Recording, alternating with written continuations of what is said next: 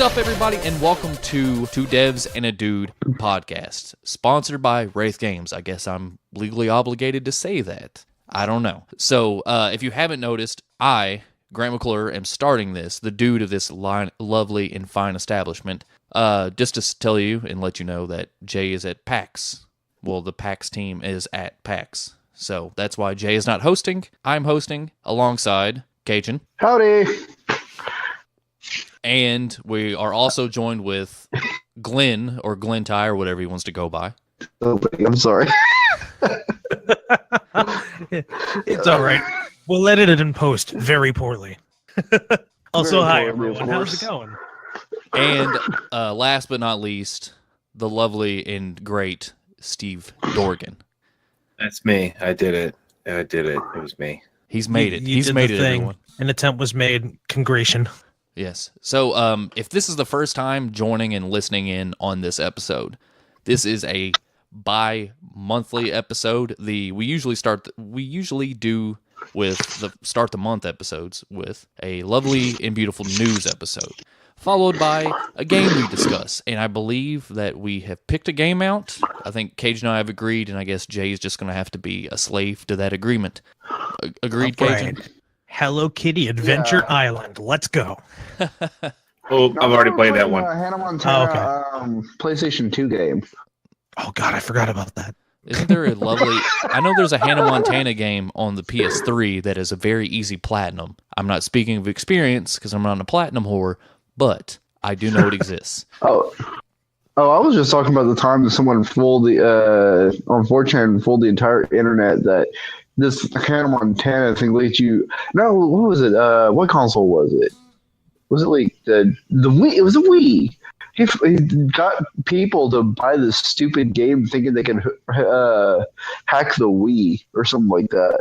That game, the way to hack the Wii is you have to buy The Legend of Zelda Twilight Princess because it was built on Linux, and there is a backdoor way that allows you to jailbreak your Wii. Whoa. Ooh. You're serious? Ooh. Yeah, you didn't know that? Trivia. No, I didn't. know. That's badass. Oh, okay. I didn't know. Yeah. I had a jailbroke Wii for a long time. It's a good thing it's a old console that doesn't have any more games coming out. Yeah. Yeah. I feel like we're morally obligated to say, hey, don't pirate shit. No. But at the same time, it's a morally gray area, which would actually make a good topic at some point. But it is not on this episode. that is a fair point. Just my 2 cents. I think it's okay to do it once the game stops. Yep, and there his mic. He cut out. Longer. Yeah, I dig that. Yeah, I'm in agreement with that. Just the short and sweet part about it is that if a game is either overly expensive to purchase and you have the ability, if you don't have the ability to buy that game, or mainly if you don't have that ability to buy the game and you want to play it and you're not going to sell it and you just want to play it for pleasure or to check it out to get an opinion on it, I'm okay with it. I mean, I figure if no one's being hurt by it, then who cares? Yeah. That's like the main thing. Yeah, in agreement with that. Yeah, unlike the people, lovely PC pirates who pirate brand new AAA and indie games. No, that's great. Yeah, I don't vibe with that. No, neither do I. There's a time I ended up getting a popular band's album months before it released, and someone was like, "Oh, that's illegal." I'm like, "Dude, I already pre-ordered this. I don't give a fuck." Like, yeah, there is that loophole with if you do download or emulate games that if you own the game, it's perfectly fine. If you've bought the game and you own it, it's perfectly fine to emulate. And what's weird is that's becoming a gray area because people are now arguing that the format is also a key important factor in that decision. So even if you own the game, that doesn't necessarily mean you have the right to play it on any single format ever, just the one that it was presented to you in. I guess since digital distribution is so big, like Nintendo's going and they're doing their retro consoles and stuff like that. I guess that's your what you're talking about, correct? Yep.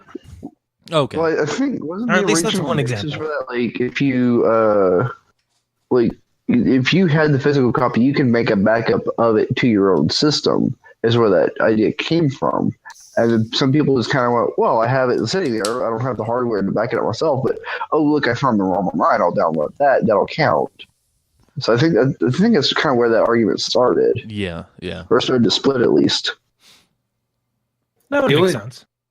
The only thing I can think of is like when you say that it matters what each game had a different character. Like, was it Soul Calibur 3 or whatever? And so if you pirate the game with Link on GameCube, I don't know what I'm talking about.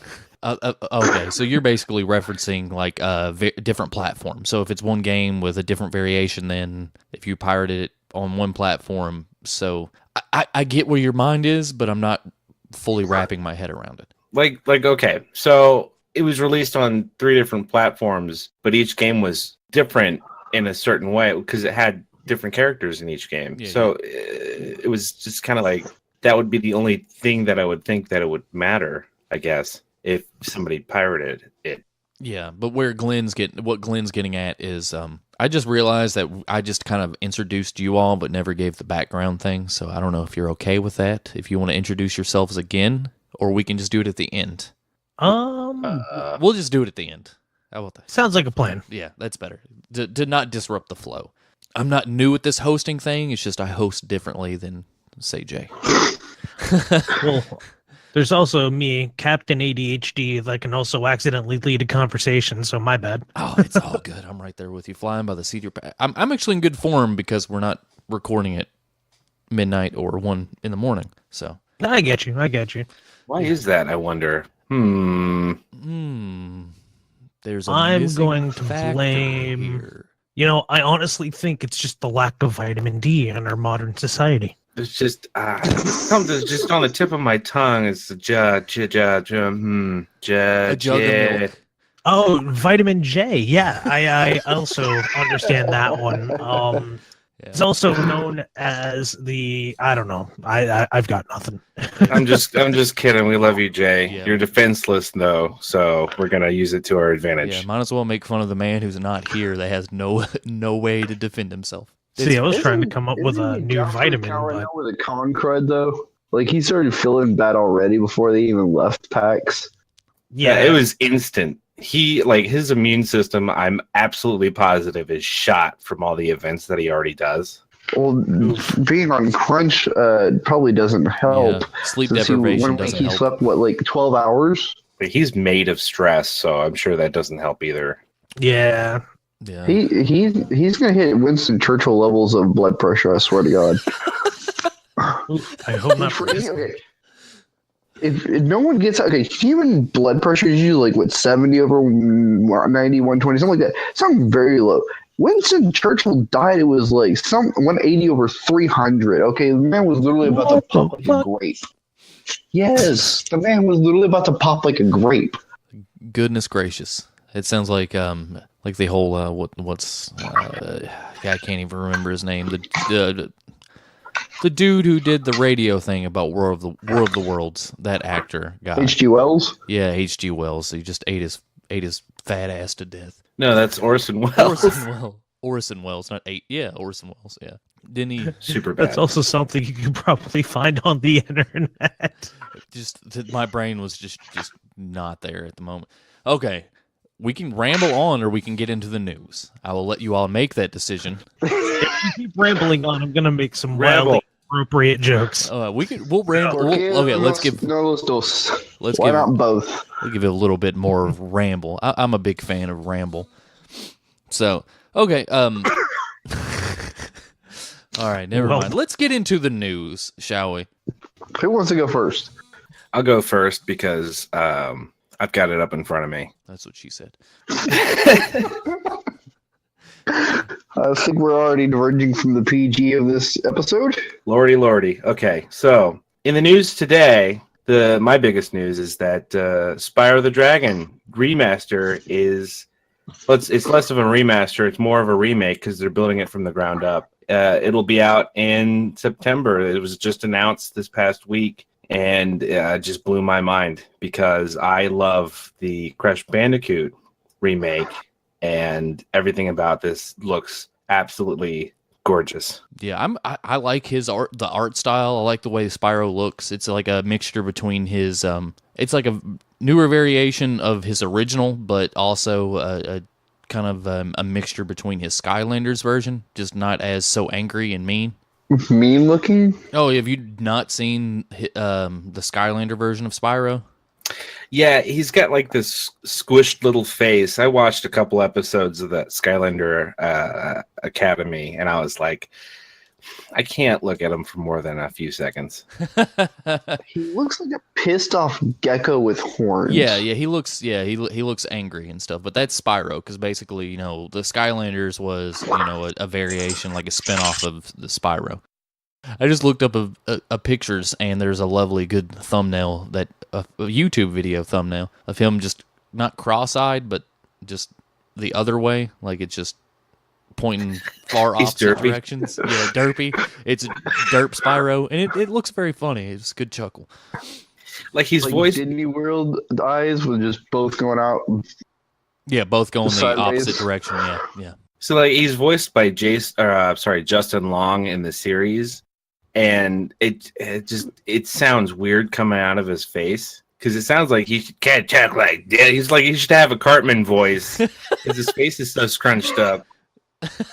But instead, it's like this really kind of, you know, it's Justin Long, which is, you know, Not who I would imagine for Spyro ever.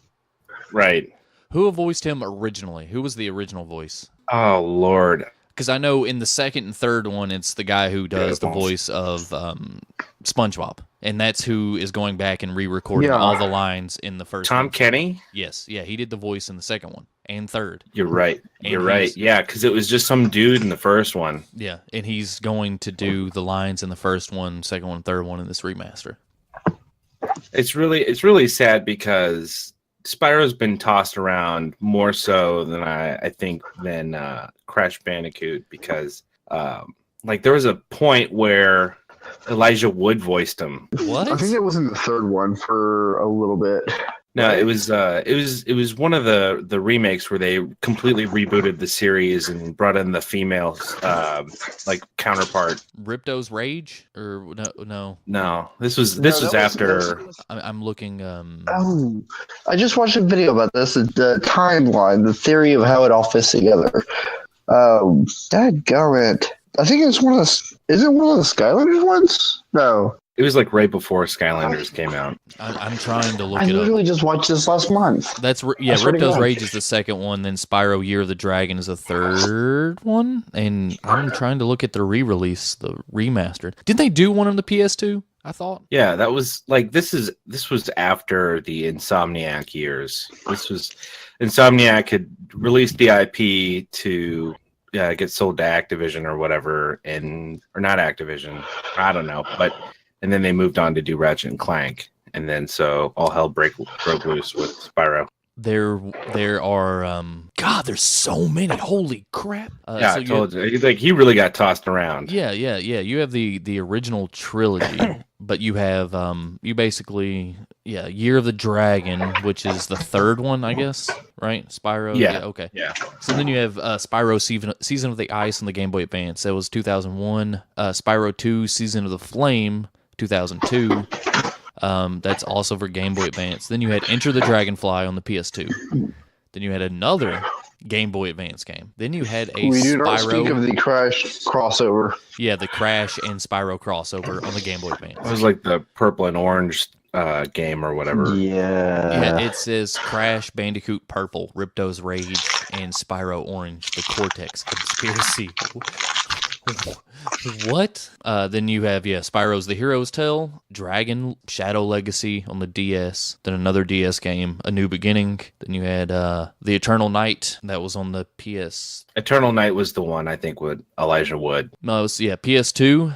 And I'm not looking to see who the actual details. And then you had then the PS3 game, which I didn't even know there was that many Spyros. I guess I fell off after the original trilogy. I think there's also a Game Boy Advance game. Yeah, there's a lot of Game Boy Advance games. I know one of my friends actually made music for at least one of them. Oh, that's cool. Yeah, that was really cool to find out. He's super talented. I like him. You're super talented and successful. Congratulations. Good for you. But back to the remake. It'll be coming out both simultaneously on PS4 and Xbox, and then it'll probably come out on the Switch later. Yeah. But I think it'll be pretty faithful, except for maybe some tweaks to the controls. That's any game like nowadays. Like that's when didn't they remake Resident Evil like 1 and for the PS4 and Xbox? They remade it for GameCube. Yeah, but it still had tank controls similar, I believe. Oh, did it? I think so. I never played it. I didn't mute that. You probably heard a beep. You all did, didn't you? Yep. Let me mute. Y'all can't hear me eating cheese. I'm okay. Yeah, let me mute that server. I want cheese. That's cool. Gotta love Baby Bell, y'all. Okay, so what was it? There's one of the Resident Evil games that they came out. They did the remake of them. I believe it was Resident Evil 0 and the first one. I think it was called Resident Evil Remake, or that's what everyone was calling it because it was a remake of the remake, the one for GameCube, and they brought it to the Xbox One and PS4. And it had tank controls, but they changed it also. Like you could play it with tank controls if you wanted to, but you didn't have to because tank controls are dated. A lot of those platform games, like even Crash, they changed the way it played a little bit to be a little more fluid and a little easier and not as wonky. Yeah, there's some tweaks. Yeah, I didn't play it. I mean, I'm excited. Like, that's cool. Spyro, I'm not a huge fan of Spyro. I wasn't a huge fan of 3D platformers. When I think of the PlayStation era, and in that era, I just played nothing but JRPGs. That's all I played. What was your favorite one from that era? Well, there was 3 main ones. So you have, for me, it was Final Fantasy 7, 8, and 9. And the older I get, the more I actually like Final Fantasy 8. 8 is my all-time jam. So, Dude, thank you. I'm just saying, validated. I like 9 over 8 myself, but I also understand that 8 is pretty good on its own. Yeah, as time has gotten, as I've gotten older and time is I'm just like, the mechanic of it is super cool, but it is also super broken. Yeah. I feel like it's coming back and stuff. Like, it got a bad rap, but people are starting to be like, hey, 8 is good. They're all good. They're all great. And unfortunately, this would be a great segue to the main topic we have laid out, but we're not going to get there just yet. Yeah, we need a little bit more time to get there. Well, okay. Well, as long as we're in Japan land. Hey, if we're going to still talk about JRPGs, you mentioned those are the 3 main ones for you, but have you ever tried Breath of Fire 3 and Legend of Mana? I played Legend of Mana. I have never played Breath of Fire. I know I have a friend of mine who loves Breath of Fire, but he started on the Super Nintendo Breath of Fire. And I know there's one Breath of Fire game that I never got to play. That I've never got to play, that was on the PS2, that got a terrible and bad rap that I always wanted to play. Oh, Dragon Quarter. Yes. Yeah, because when you die, you have to start over from the beginning every time, correct? Yeah, that one was a bit of a mess. But it was an interesting concept. Nobody was doing that. It was a very interesting concept. And yes, now, I 100% agree with that. And now I do think it's a really cool idea. I don't think Breath of Fire... Yeah, Breath of Fire was a good fit for basically the grandfather of a roguelike. Yeah. So it's a roguelike JRPG. Kinda? I can see that being very, very tedious. I was going to say, it's got a little more complexity to explain than that, but yeah. Yeah, like you played, 2 main characters, and you went through, and then you would level up, you would keep all your levels, your experience, items you would get, but if you died, you had to start from that beginning point, and then work your way through again. Yeah. I believe so. Yeah. That's what I read in the article, years ago, and I just remember that stuck out to me, and they always had it on the shelf at Walmart, and I was like, I kind of want to get you, but I didn't have my own income because I was a child and I'm an old ass man. Well, you didn't have a job when you were 6 or 7 or 8 or 9? Yeah, no. I mean, this is America. We don't have sweatshops. Speak for yourself. Yeah, we do. I do, but there's no child professionally paid, but every weekend I had to scrub and detail that's my dad's car. I was helping I wasn't mowing the lawn until I was a teenager, but I definitely had stuff I had to do. I definitely got sweaty doing it. Yeah, no, I had stuff to do. Just my parents weren't very affluent. They just didn't have a lot of money. So the only time we ever really got money was either like a grandparents would give us like $5 or $6 or something for an action figure at Walmart, or our birthdays. So I would have to hoard my money, like my birthday money, to buy games that I wanted. I was like Ed from Ed, Ed and Eddie. Or no, I was Eddie from Ed, Ed and Eddie. And I always had schemes. So it was always like a lemonade stand or selling like greeting cards that I printed off of the home computer, or, you know, trinkets that I made with my buddies. I made bank. I tried a lemonade stand one time, and there literally no one drove down the street in the neighborhood for like the 3 hours I was outside. God damn. It was also live in a busy neighborhood. It was also the dead of winter, and it was 30 degrees outside, and yeah, people. Well, it was also like, you know, before everyone got off work, and like there weren't a lot of other kids on the street. There were a couple, but there weren't a lot. And like it was literally just like the bad time of day and the bad time of week. Everyone was out doing stuff except for me. I was just out. I was sitting outside, blazing sun, middle of July, going, "Where is everybody? This isn't like Leave It to Beaver, where you can just sell it as a quarter to everybody and get $15 by the end of the day." Little old me was an idiot. You're just like Cat Williams, and you're just like, every day I'm hustling, every day I'm. Yeah. In my opinion, like, to get back on topic a little bit, and just I missed the whole 3D platform era, other than, you know, playing Mario and stuff on the 64 due to friends having a 64, because of I was playing JRPGs, or I was playing Digimon World, because that game's I played a few. I played Banjo-Kazooie. I played some Mario 64. I didn't actually own that one myself. But Spyro is one of those that is in that caliber that you should really go play. You should give it a chance, at least as original Spyro. Because, I can't really attest to how well the original PlayStation 1 controller holds up these days. I mean, I tried to go back and play one of my favorite racing games, Motor Racer, and Jesus, no, it plays like crap. But the greatest PlayStation or racing game on the PlayStation was Jet Moto. Oh my God! Have that one. I did not have an allowance, so I just played what my parents bought. Okay, because my dad played with me.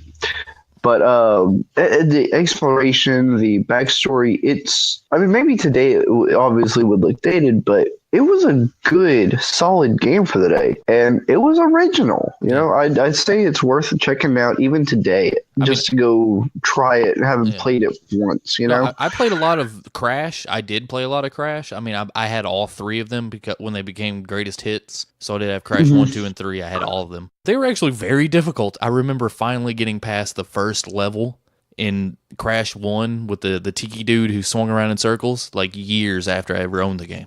I mean, they were difficult games, especially for a young child. So when I first got my PS1, it was my first real console.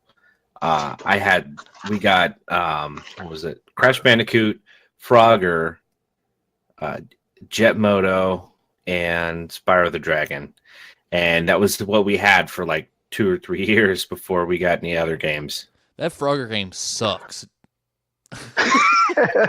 Yeah, I mean, I got real frustrated as like a very ill-tempered 6-year-old. So yeah, it's straight up bullshit. That game is. It just the difficulty. You're like, this is absurd. Is it like majorly different than the arcade Frogger, or is it just Frogger as a whole? Oh yeah, this is 3D Frogger. Yeah. Oh Jesus, that sounds like such a bad idea. Like I can remember vividly fuming at this one level where you slide down this icy slope, and I kept angry just thinking about it. Didn't it have a wonky camera? I believe, like if I remember. Yeah. Correctly, it had it had to. Yeah, it had like a really wonky camera because it wasn't straight up and down. Like you could rotate the camera everywhere. So you would be trying to dodge, and you're like, all right, I'm going to time it this way, and then you get hit by a car. Yeah, no, it was the worst. Yeah, that game sucks. So as long as we're talking about childhood and stuff like that, I figure I'm going to end on a down note, but my second bit of news, which is the passing of I can't pronounce his name. Takahata. Iso Takahata, the co-founder of Studio Ghibli. Is that right? Ghibli, yeah. Ghibli is what we discovered thanks to Wikipedia. So he's known for directing a lot of classics like Grave of Fireflies and what was it? Pompoko and My Neighbor the Yamadas. I can read the Kotaku article because it's just a little small excerpt because it says Iso Takahata, co-founder of Studio Ghibli and director of such animated films as Grave of the Fireflies, passed away today, which was on this was Thursday, so that would have been the 4th, yeah. So yes, on April the 4th. Passed away today in Tokyo Hospital at the age of 82, according to various Japanese news sources. Takahata's distinguished career as producer, director, and animator began in 1959 when he joined Toei Animation as an assistant. There he met his lifetime collaborator and fellow animation legend Hayao Miyazaki, with whom he later founded Studio Ghibli along with Toshio Suzuka.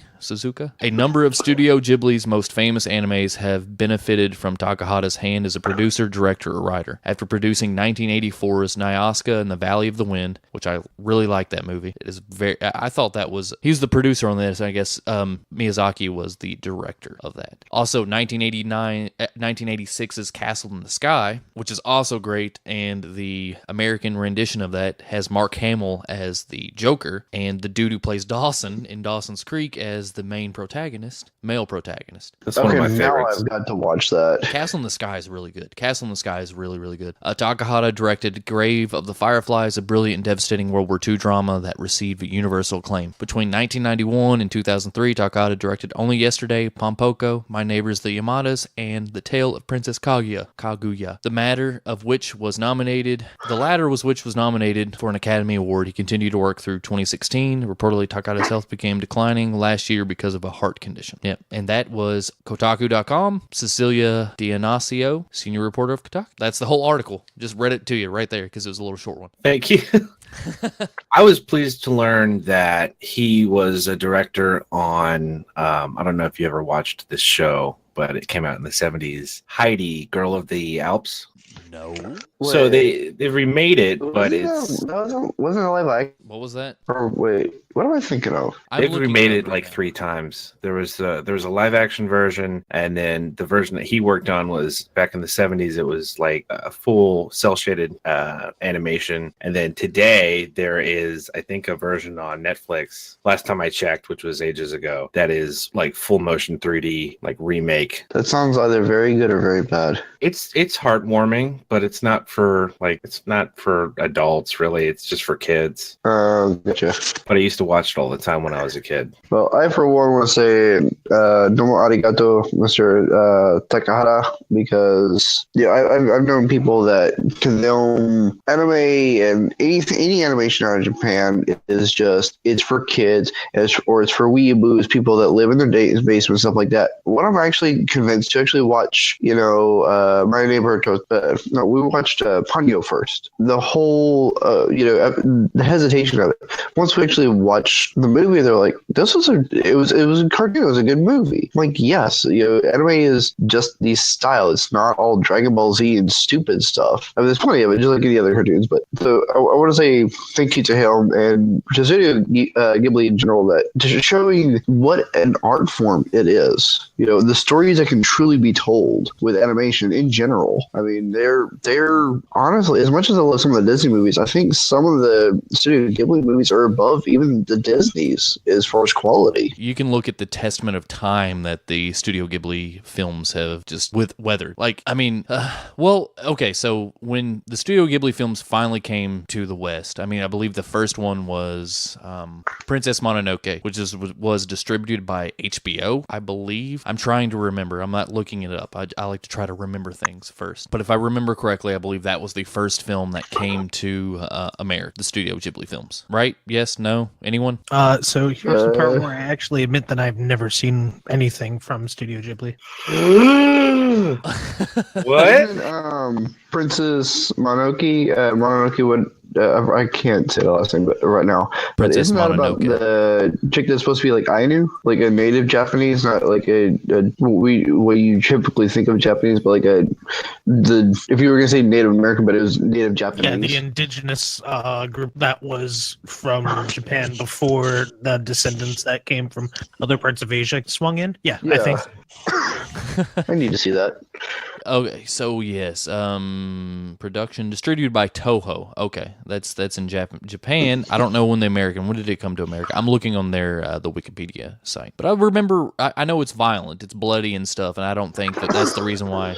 No, in 1998, the Walt Disney Company acquired the North American film rights to Princess Mononoke. Disney was to release it through its independent subsidiary Miramax. So yeah, okay, that's what it was. So it wasn't that's actually interesting. The same distribution for Clerks did Studio Ghibli movie. Wow. I actually didn't know that it was a subsidiary of Disney, so that's kind of cool. The gore and the blood of, I guess, of Princess Mononoke is the reason why it wasn't distributed directly by Disney. But I know when they first acquired the distribution rights for the Ghibli films, it was basically John Lasseter always introduced every single film up into, I guess, recently until he because he was head of Pixar, correct? John Lasseter was head of Pixar. Yeah. He left. Yeah, and then he I'm Troy McClure. Hi, I'm Troy McClure. Yeah.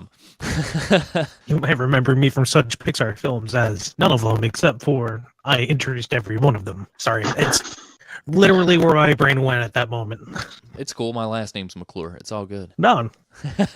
I get that all the time. They're like, "Do you know Troy McClure?" I'm like, "No, the one from Simpsons." I do not know him. And actually, I went when I was in high school. There was a Troy McClure, which I never. He was like he graduated years before I ever went there. Surprisingly, I feel so sorry for him. Yeah. But I always considered everyone's like, "Do you know a Troy McClure?" I'm like, "No, I do not know the guy from the Simpsons television show." Oh, but yes, I know that. Dude, you should totally go like, yeah, he's my dad. Yeah. My dad's name is George, not Troy. Okay, so but yeah, what my train of thought to get that train back on the rails is with I believe John Lasseter was he was a big fan of Hayao Miyazaki and I guess Takahata. That he's the reason why basically John Lasseter was one of his inspirations to be an animator. I think so. I think that's the correlation of why he introduced and he did a forward to every movie. I think you're right, because I think that it's been a while since I've actually watched them. I mean, I would love to own all of them, but they usually are expensive. And the last one I bought Hayao Miyazaki's last film that he did, and that is the last film he did before he retired, and that is The Winds of something. It has to do with the guy, the Japanese aeronautic engineer who developed basically the fighter jets for Japan during World War II. It was about that. It was beautiful. Okay. It's beautifully animated. But I cannot remember what it's called. It's not The Winds of Change, nothing like that. It's because I know Miyazaki's son has made a few films. Like he did the Tales of Earthsea film. That's right. Was that Up on Poppy Hill? Up on Poppy Hill, yes. No. Wait, no. I'm looking. What am I thinking of? I'm looking it up right now. It wasn't Castle in the Sky. These are. Why are you pulling up every studio fucking Ghibli film? I know. My neighbor, I love Studio Ghibli. I really, really do love Studio Ghibli. Like The Wind Rises. That's the one. Oh, okay. Yeah, I'm looking at it now. Yeah, The Wind Rises. That's the last one that he did before he retired. But now he's out of retirement and he's working on some other movie. Like he's working on his one last film because that man is a creator and an artist, and you know what you can't do with creators and artists? They can't stop them. Yeah, you can't stop them. Yeah, they're just like I've got to make things. It's the only driving force of my life is to create things, to bring something into this world. Even though he's done amazing things, he's created amazing things. And in Takahata, I mean, just even being a producer on some of the Studio Ghibli films, I'm sure. I've never seen the Pompoko, which has to do with like the big family of raccoons. Not seen it. Other than Castle in the Sky, that's the only one I've actually seen by him. Well, you've got a better track record of seeing them than I do, if that's any consolation. Yeah.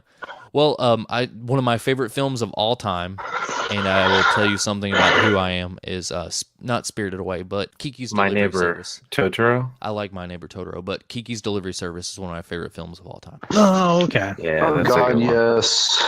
Yeah, I love that movie. So chill. Well, not that, but it's inspirational because it's about a story of someone trying to find their talent, and they basically find out that something they are decently okay with is their calling in life, and that and then they lose the passion to do that, and finding inspiration or some kind of guiding force to continue to use that talent or skill to just be who you are. It's great. I mean, it's a very, in my opinion, it's a very inspirational story. That is pretty awesome sounding. Kiki's Delivery Service is incredible. I love it. And if you want to start with an easy movie of Studio Ghibli's to watch, Ponyo or Kiki's Delivery Service, two great picks right there. Ponyo is boring. Ponyo is beautifully animated, but it is super boring. It is. And not very good. Like my least favorite Studio Ghibli. It is cute as hell. It is cute as hell. Oh, I mean, yes, and it's beautifully animated. It's great. But it's not good. Like, no, thank you. Kiki's Delivery Service is a great one. It's a great one to start out with. Spirited Away is great. Howl's Moving Castle is fantastic. So my experience was when I was a very small child, me and my sisters used to love My Neighbor Totoro. And, it's whimsical. It's got some serious moments, but it's usually pretty lighthearted. And then after that was Kiki's Delivery Service, which, again, pretty whimsical, some serious moments, but pretty lighthearted. And then I think Spirited Away got a little bit darker, but, whatever. And then for some reason, we went straight to Grave of the Fireflies, and it was just dark, and you just got hit with the feels. And thank God I was a little older by then. But I mean, it dealt with some serious situations. Yeah. Watership Down levels, right? Right, like Periscope up on the feels. I know what book you're talking about. Watership Down is an incredible book, and I read the book before I ever saw the movie, and I was in middle school when I read the book. I was like, oh, yay, a book about bunnies. And I'm like, wait, they're talking about they need to leave their home because their population is way overcrowded, and then they can't have babies because apparently rabbits reabsorb the babies into their body if they don't have the room to produce more rabbit babies. How the fuck is this part of Watership Down? It's in the book. It's in the book Watership Down about the rabbits. Oh my god. Have you never read the book? No. I just never knew about that. So this was blowing me away. And honestly, it was one of those things where I thought we were talking about something bizarre in anime, so I actually said that thinking it was going to be a funny comical relief thing, only to find out it's actually in the book. What? Yes, it is in the book. Yeah. Oh my god, that's insane. I've never, like I said, I don't think you caught the point of, I've never seen the animation. I've never seen the cartoon. I've read the book. I've never seen either. Like, the darkest I've gone is, I think I saw the Secret of Nim one time, and I know that's still not even in Watership Down territory. I've heard so much about it that it's like, I'm okay. I don't want to get that depressed, But I'm in that little bit of the, to come back to a little lighter note and stuff, is I'm in that same boat. Well, my first exposure to Studio Ghibli was watching Disney Channel and seeing Kiki's Delivery Service. I guess that may be one of the reasons why it's my favorite. But then I bought Castle in the Sky. I bought that one. I bought that. That was the first one I owned. And then I remember seeing Spirited Away, the trailers. They I don't know. They showed that the PR, I guess the PR behind Spirited Away was like they thought it was going to be huge, and so they showed like the trailer all the time, either on Disney and Cartoon Network, and they pimped the crap out of. They showed the trailer all the time, and I was just like, "Oh, Studio Ghibli, all right, cool, I'm down. It doesn't matter." And I believe I rented that. I don't own that movie, but I own Howl's Moving Castle, and I've rented Ponyo. I've seen numerous ones of them, but I digress. I just love Studio Ghibli. Sometimes I wonder if we should just rename the podcast Digressions by Nerds. Just nostalgia. I mean, nostalgia. Where's the lie? Yeah, I don't know. Okay. Thinking of the joke, I can't. Nope, that's right. That's absolutely right. Yeah, I'm not. I'm just gonna pretend I know the meaning of the word digression. It was a show. It had Drake in it. He was in a wheelchair, and Degrassi. Oh my God. It's Degrassi, not digression. Oh my god, that's Translation. Tangents by Nerds. How's that? Is that a better? Oh my god. Really Degrassi. Oh my god, that was a good reference. That was very left field. I did not expect that. That was great. That was great. Thank you. And it still circles back because you know who was in Degrassi? Jay and Silent Bob. And you know who was the distributor of Studio Ghibli was Miramax, who also distributed what else? He-Man and the Masters of the Universe. Movies with Jay and Silent Bob. Miramax. Dude, I'm just gonna another like huge tangent is that I went like last year. I went and saw Jay and Silent Bob Gets Old. They were at the Lexington Comic-Con, and it was a live taping of that podcast. And Kevin Smith went into some detail about the new Jay and Silent Bob film, and it's called Jay versus Silent Bob. Like it's a play on Batman versus Superman because they're rebooting. Hollywood wants to reboot Jay and Silent Bob, but it's basically is Mark Hamill going to reprise his role as Cop Knocker? I hope so. I really hope so. Oh my god, that'd be so good. You know he's retired by now, so he could be like, "Fuck it." Oh no, he just retired from Joker. Never mind. There goes our PG-13 rating. He just retired from what? Voicing the Joker. Nah. Greta, didn't you say fuck earlier? Oh yeah. You just said it. It's like our PG-13 rating has been gone for like 20 minutes now. Yeah, you just. Oh man. But you can say like one isn't explicit. One's not gonna hurt it. Okay. But when you say it numerous times, like Jay just started out with 3 in a row, like bam, bam, bam, bam, bam, in the Doki Doki Literature Club episode, and I was just like, all right, we're doing it then. just some inside baseball, I guess. But okay, yeah. The whole Jay and Silent Bob, like the new Jay and Silent Bob movie, is going to be a reboot of Jay and Silent Bob Strikes Back. Like, so they're going to reboot Jay and Silent Bob the movie or the Blunt Man and Chronic movie.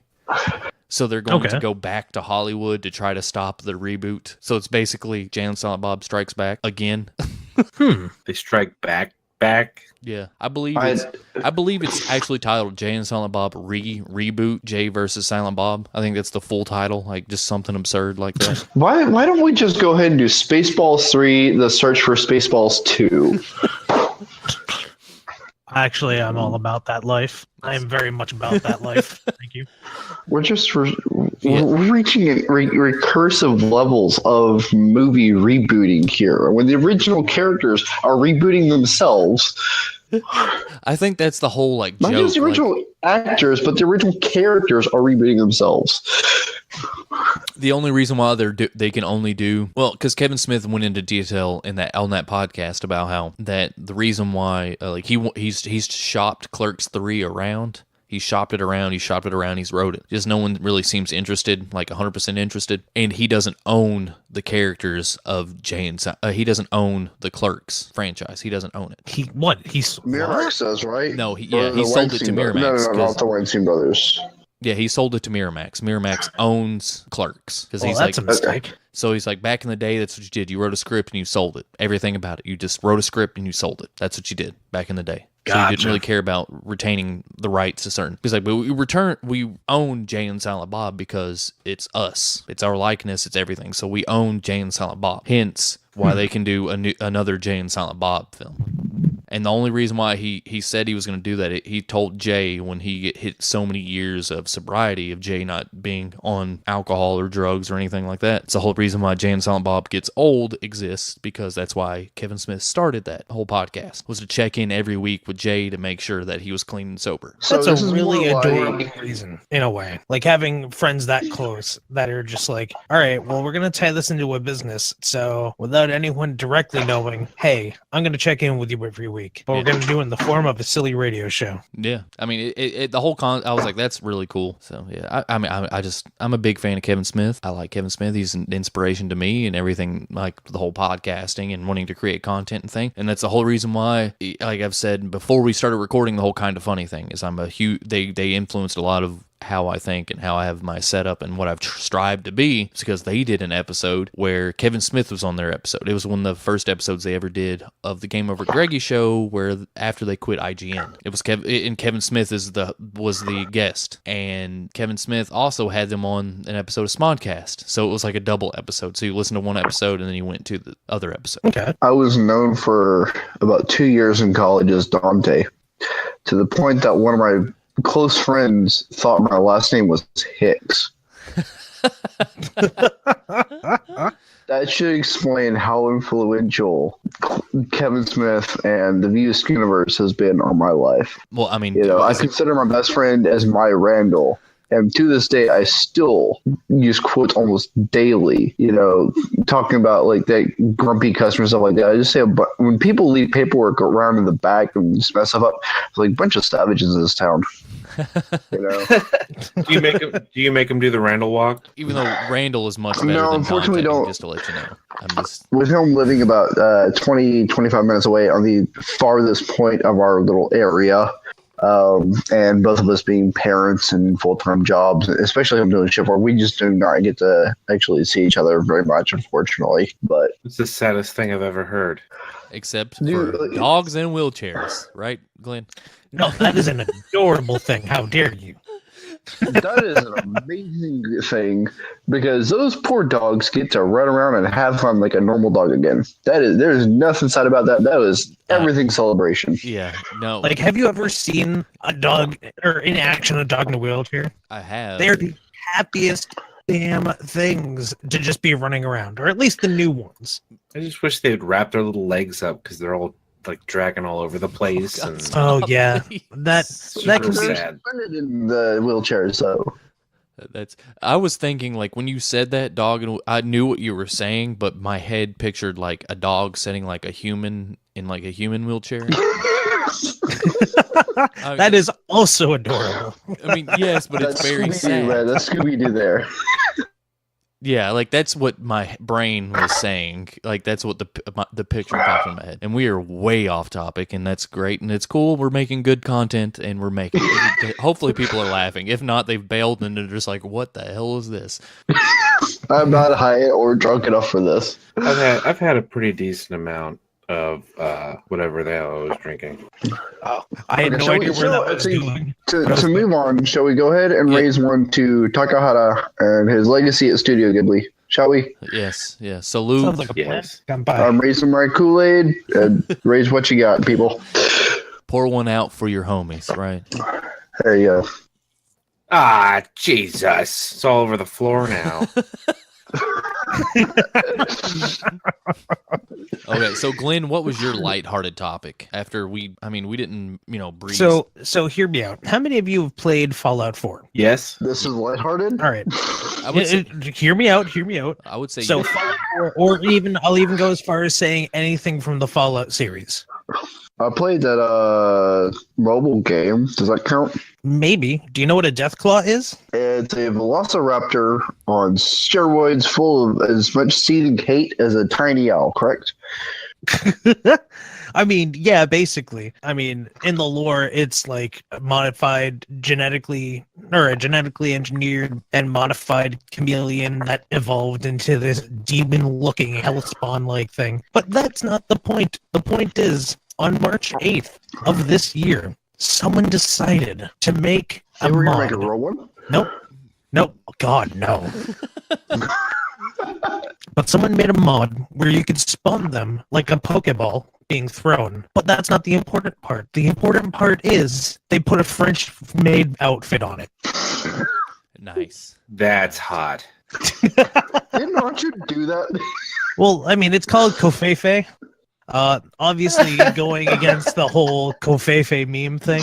But also, they're like, I mean, obviously, the president was referring to overly irradiated lizards, the cove part, because reasons, wearing French-made outfits, the Fefe, used as instruments of war. Of course, all of it being silly as hell. But you could literally have a pseudo-ally or a completely going to kill everyone berserker Deathclaw in a French-made outfit that you spawn at will. It looks beautiful. I'm looking at the link you dropped in our Discord, and it looks beautiful. I mean, I love the attention to detail to the dress to actually fit while maintaining its form.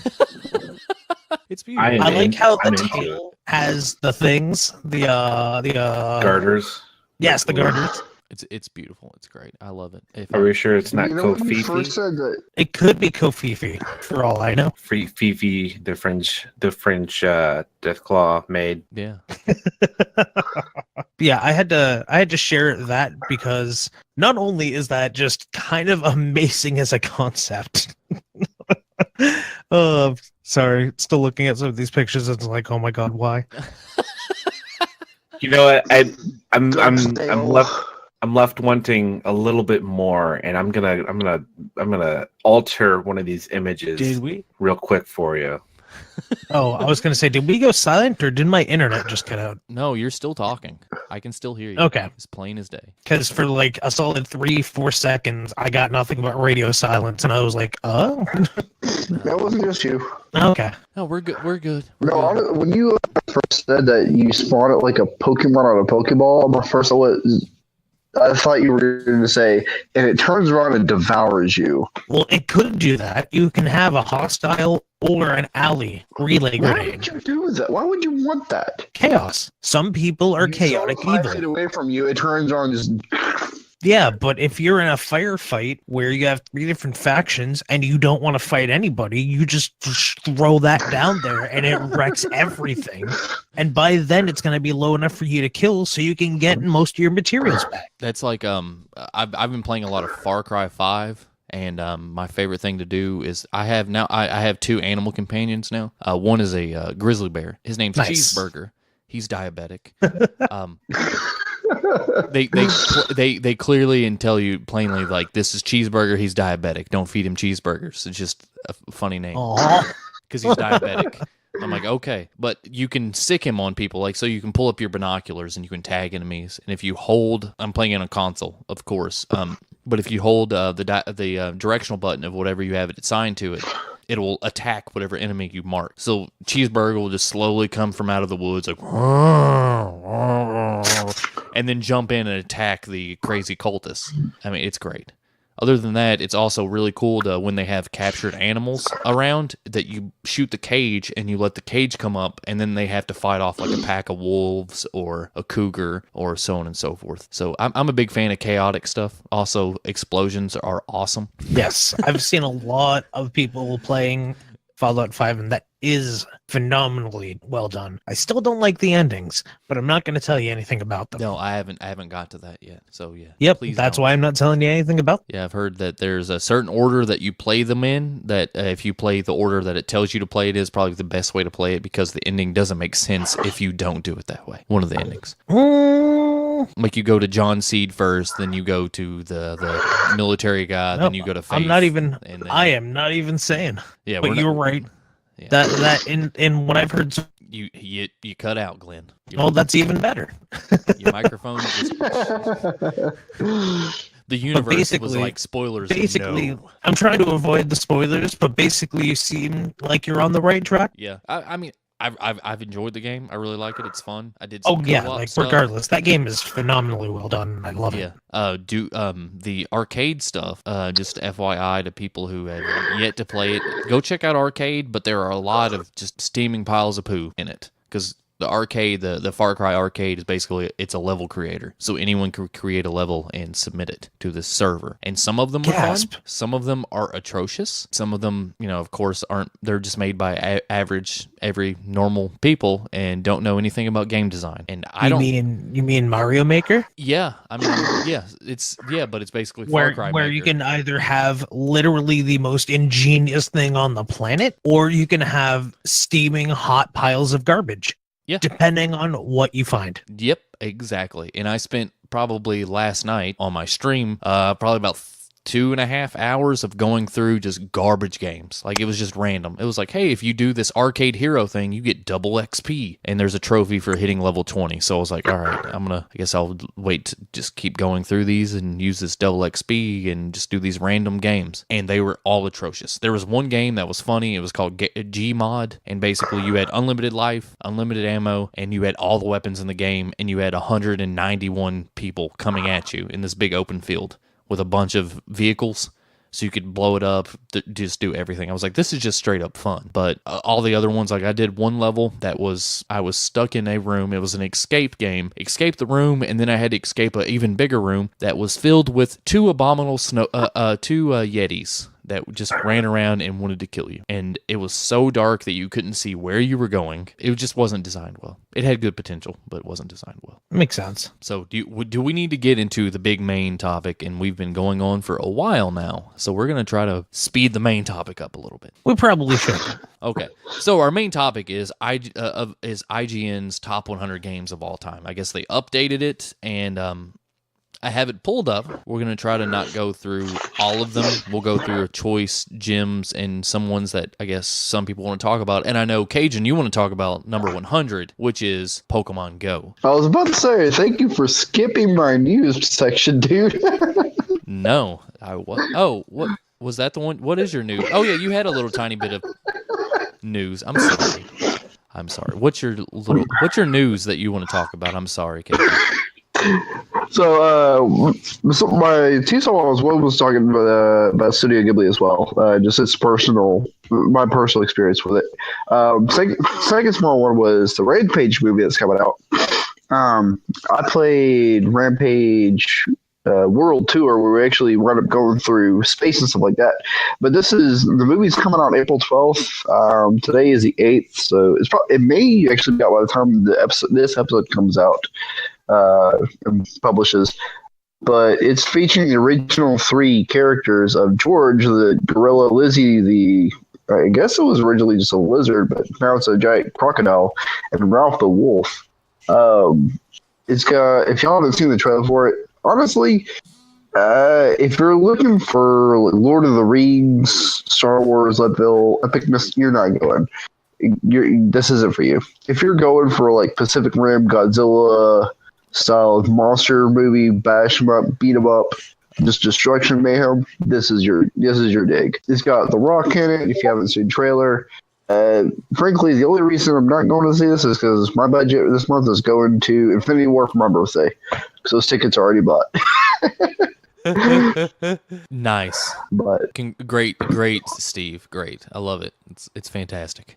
Thanks. That should just be, that's going to be the cover for this episode. It should be. Holy shit! I just saw what you put. Can we just make everything a dating sim? Can we make a Deathclaw dating sim now? I kind of need this picture in my life. Is this the thumbnail for the episode? Sure. Slap that sucker on a bunny pillow. Let's go. I so want to put my dick in there. I would not. Oh no. Need some extra lubrication.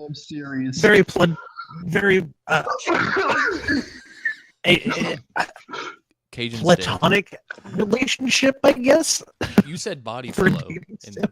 God, why are we thinking of? Never mind. You said body pillow, and I'm like, what do people do with body pillows? That's a fair point. Yeah. I would have print this in 3D now in all its glory, but I don't have a 3D printer, damn it. So, okay, Cajun, I think Rampage, other than it having The Rock in it, it'll be a good popcorn flick. But there's so many movies. Like apparently, The Quiet Place. I haven't seen Ready Player One. I want to see Ready Player One. I've heard it's fantastic. I had customers debating on to it today, and I was like, "Go see it. It's supposed to be one of those. It's gaming based and all that, but it's supposed to be one of those that you can go see it." No matter where you're coming from, just like you can go watch, the Marvel movies, even if you're not a comic book fan, and just enjoy the cinematic experience of it, you know? Yeah. Unless Jay and I went up to Columbus to demo Collapses at the premiere of Ready Player One last week. And I gotta say, we saw the last showing, so we were all really tired, but we didn't fall asleep. It's got a little something for everybody. It's just I liked it. I gave it like a 7 out of 10 or an 8.5 out of 10 is what I give it. Are you sure you're not being biased because Ernest Cline is from Ohio? Is he really? I think so. No, He's not? no, I'm not. I'm not being biased. I know. I thought he was. I think I thought Ready Player One was the first book he wrote that got him big. Yeah, I think it is. And also the setting takes place in Columbus. So it was kind of like, whoa, I'm watching the movie in the city that it takes place in. It doesn't look anything like it. Yeah, Cline was born in Ashland, Ohio. Oh, well, to be fair, they made Columbus look like total crap. So Isn't it usually? I'm joking. I'm joking. Visit Pure Columbus. It's terrible. It's really not. We love Columbus, but the movie just made it look terrible. Yeah, I know it's a bunch of like motorhomes stacked on, but it's also way into the future, isn't it? It's like 20 years in the future. What? He wrote the screenplay for Fanboys? Wait, what? Ernest Cline did the screenplay for Fanboys with Adam F. Goldberg. I'm looking at his Wikipedia page. Dude, that is one of my favorite movies. Fanboys is really funny. It's a good movie. And the best part is it's based on a true story. It's his Cline's all-time favorite video game is Black Tiger.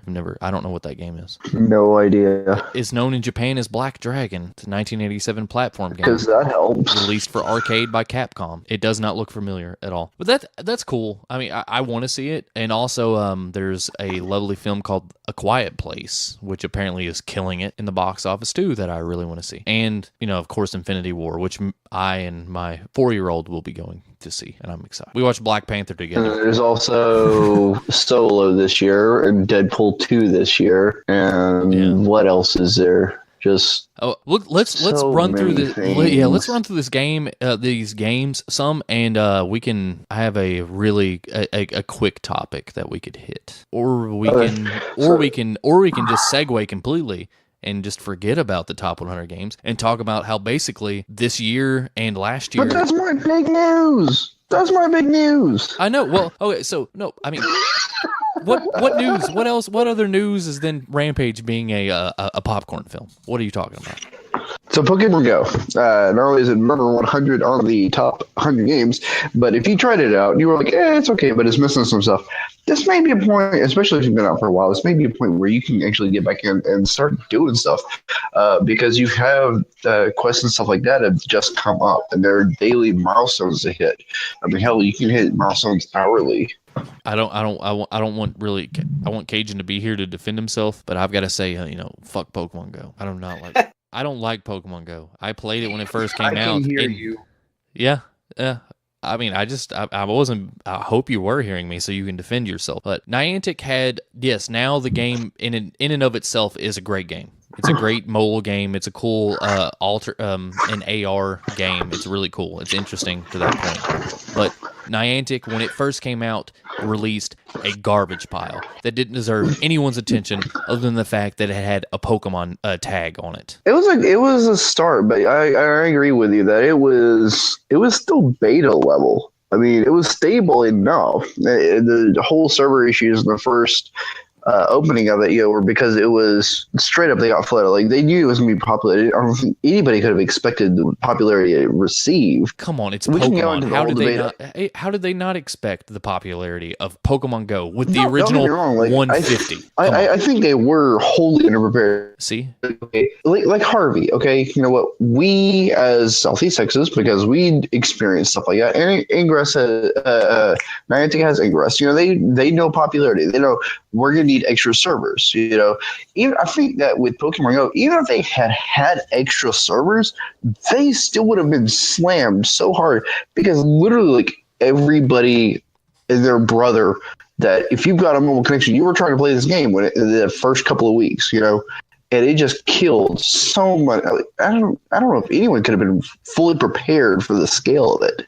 you know. But no, I'll agree that like the original feature set that it came with, it was still beta level. And let's see, I just kind of hunted through the information online real fast. I found this full change log pretty much of every feature and major change, including events on Reddit. But so it came out in July 2016. They added IVs, which is a way to do stats in August of that year. September, they added the buddy system. So you have a little Pokemon collecting candy, which you use to power up the Pokemon. November, you got daily bonuses for visiting locations and spending Giddy items. December, they added the first generation 2 Pokemon. Then February, they added the full Gen 2. June of last year, they had a full new gym style, which really, that was one of those things that I don't know. I think they could have, like, that could have been something they could have tested out in beta if they'd actually kept it at a beta level or not. Yeah. That was probably something that really you just had to have a full player base for, to really experience, or at least a wide player base, to really say, this wasn't working, let's change up to something new. And they started adding raids. In December, they added some Generation 3 Pokemon. But really, like, the quests, the daily incentives and stuff like that, I'm glad they've really added it, because that really does bring it to, you want to play it every day, you know? And I can do multiple quests per day. And it's a huge thing for the casual players, because, so one of the challenges will be like, do 10 great throws, you know, and then you can experience a wild Pokemon. And that's a great way to get, not necessarily like the rare legendary Pokemon, but like, you know, I live in an area where there's a lot of grasses and stuff like that. I'm not even near the coast. I don't get a lot of water Pokemon necessarily outside of us, like 10 of them. And so like, I got a Ponyta, fire Pokemon. Cajun, I understand but we're discussing like the list, and it's not Pokemon Go the episode. I'm just gonna let you know. But this is my news. This is my big news. Let me have my news, okay? I continue on, man. I'm just about things that I like. It takes me 4 months to decide on my damn phone. It took me 2 days to decide on my big news. Let me have my big news. All right, give him his news. If you want to be a casual player before, you were like, because I can play a little bit more hardcore now because I can stand at work and just swipe and hit a gym every 5 freaking minutes just because it's that close in the mall. But otherwise, I may hit like a gym or Pokestop like once or twice a day driving around town. If you're a casual player like that, or you might get one Pokestop every other day, this is a great place to get back in, because it does have stuff that you can do without having to be quote unquote social about it. You don't have to have all the stops and stuff around you to still do these events, you know? So that's my news, is they did a big change that helps the casual players plus the hardcore players. And I like seeing the game become more balanced. So that was number 100 on the IGN's top 100 games list of all time. Who's got next? I mean, I agree with the placement. It deserves a spot on the list because of how basically it's a pioneer of AR. I mean, it had a cultural significance. It's still around. I mean, it's not as prevalent and as everyday of most of that it was when it first came out, but I mean, it's there. I mean, it's good. I mean, but it had its problems, and those who still play it, good for them. I still play Destiny 2, and people say it's dead. You know, whatever. I've seen someone who took like a solid probably 6 to 9 months off of playing Pokemon Go. I think I logged in maybe like 3 or 4 times in that whole stretch there. So I mean, I came back to it, and it's been picking up. It really has. This is really more where the game should be. I mean, they still have the PvP battle league, like one-on-one battle league, that I don't know if that'll ever be implemented in the game, just for the sake of balance and mechanics, and just like trying to avoid real-world fights, frankly. Yeah. And I don't know how well training will ever come about, if it'll ever come about. But I think the game's in a good place, realistically. Yeah, I mean, in the ranking, like I said, I agreed with it. Do you have anything to elaborate, Steve or Glenn? I don't, because I will not play Pokemon Go. Okay. Bah! Sorry. All right, so number 99, I wanted to discuss, like, we'll discuss a few, like, a few choice gems, I guess, if you all have it pulled up, if there's anything specifically you want to talk about. I don't know if you have it pulled up. The link is in our Discord, which this is Inside Baseball, so this is just the fans. I'm just filling airtime while they're looking it up. But number 99. I've got my list of games that I've played. Does that count? Number 99 is Final Fantasy VII. And I believe that it should rank higher, but I'd understand that it does deserve a place on the list. It definitely does deserve a place on the list. I don't know if higher is necessarily the case. I do know that it's... how do I put it? It got a lot of overhype for years, arguably a decade. Yes, but it is the godfather of 3D JRPGs. You cannot deny that. I'm not denying it. I'm just saying that of all the things, we could have picked a different Final Fantasy. I mean, I don't even know if there's any other Final Fantasies on the list. But I mean, let me see. I mean, of course you have. Where is it? Yeah, 90. Sorry. I mean, if you go through like 98, you have your classic Galaga, which of course, duh. You have Talking back to Avengers again. Warcraft. You have Warcraft 2 at 97. Then you have Star Wars TIE Fighter at 96. The Oregon Trail at 95. Oh, Oregon Trail. Yeah. Okay. Yeah. I mean, that's Final Fantasy VII. I might actually, seeing this, I'm starting to agree it could deserve higher. Yeah. Because which one would I play? Oregon Trail. Which one would I feel is a more rewarding experience for the price that you bought it for? Final Fantasy VII. Yeah, I mean, I don't know. There's things like the past like 90 up to 90. So 91, you have Undertale, you have Fallout 2, Burnout, Monkey Island, League of Legends at 90. I understand the cultural phenomenon of League. I wish I was good at it, so I wouldn't have to do anything else in the world other than to play League of Legends.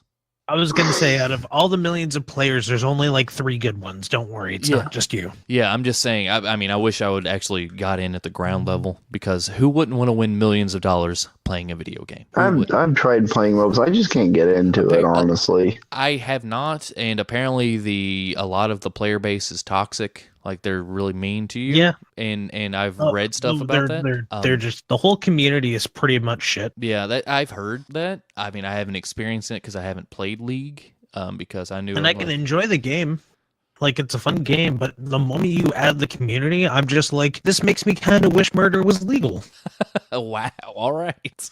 Yeah, it gets bad. Oh, it gets far worse. Yeah, yeah, Overwatch is that would bring up a whole topic about internet like toxicity and community toxicity and video games and all that other stuff. That would bring up a whole different kind of topic and different kind of thing that we don't have the time to do. So 89, you have Mega Man 3, Soul Calibur at 88, SimCity 2000, which I am partial to that. It's a great game, one of my very first PC games I ever played. I could never figure that out, but it's been so many years since I tried to play it. Above Soul Calibur. What, SimCity 2000? Yeah, and I'll mind you, my experience for city building was Caesar 3 before that, where you actually like set up spots for houses, and then people moved into the city, into those specific houses.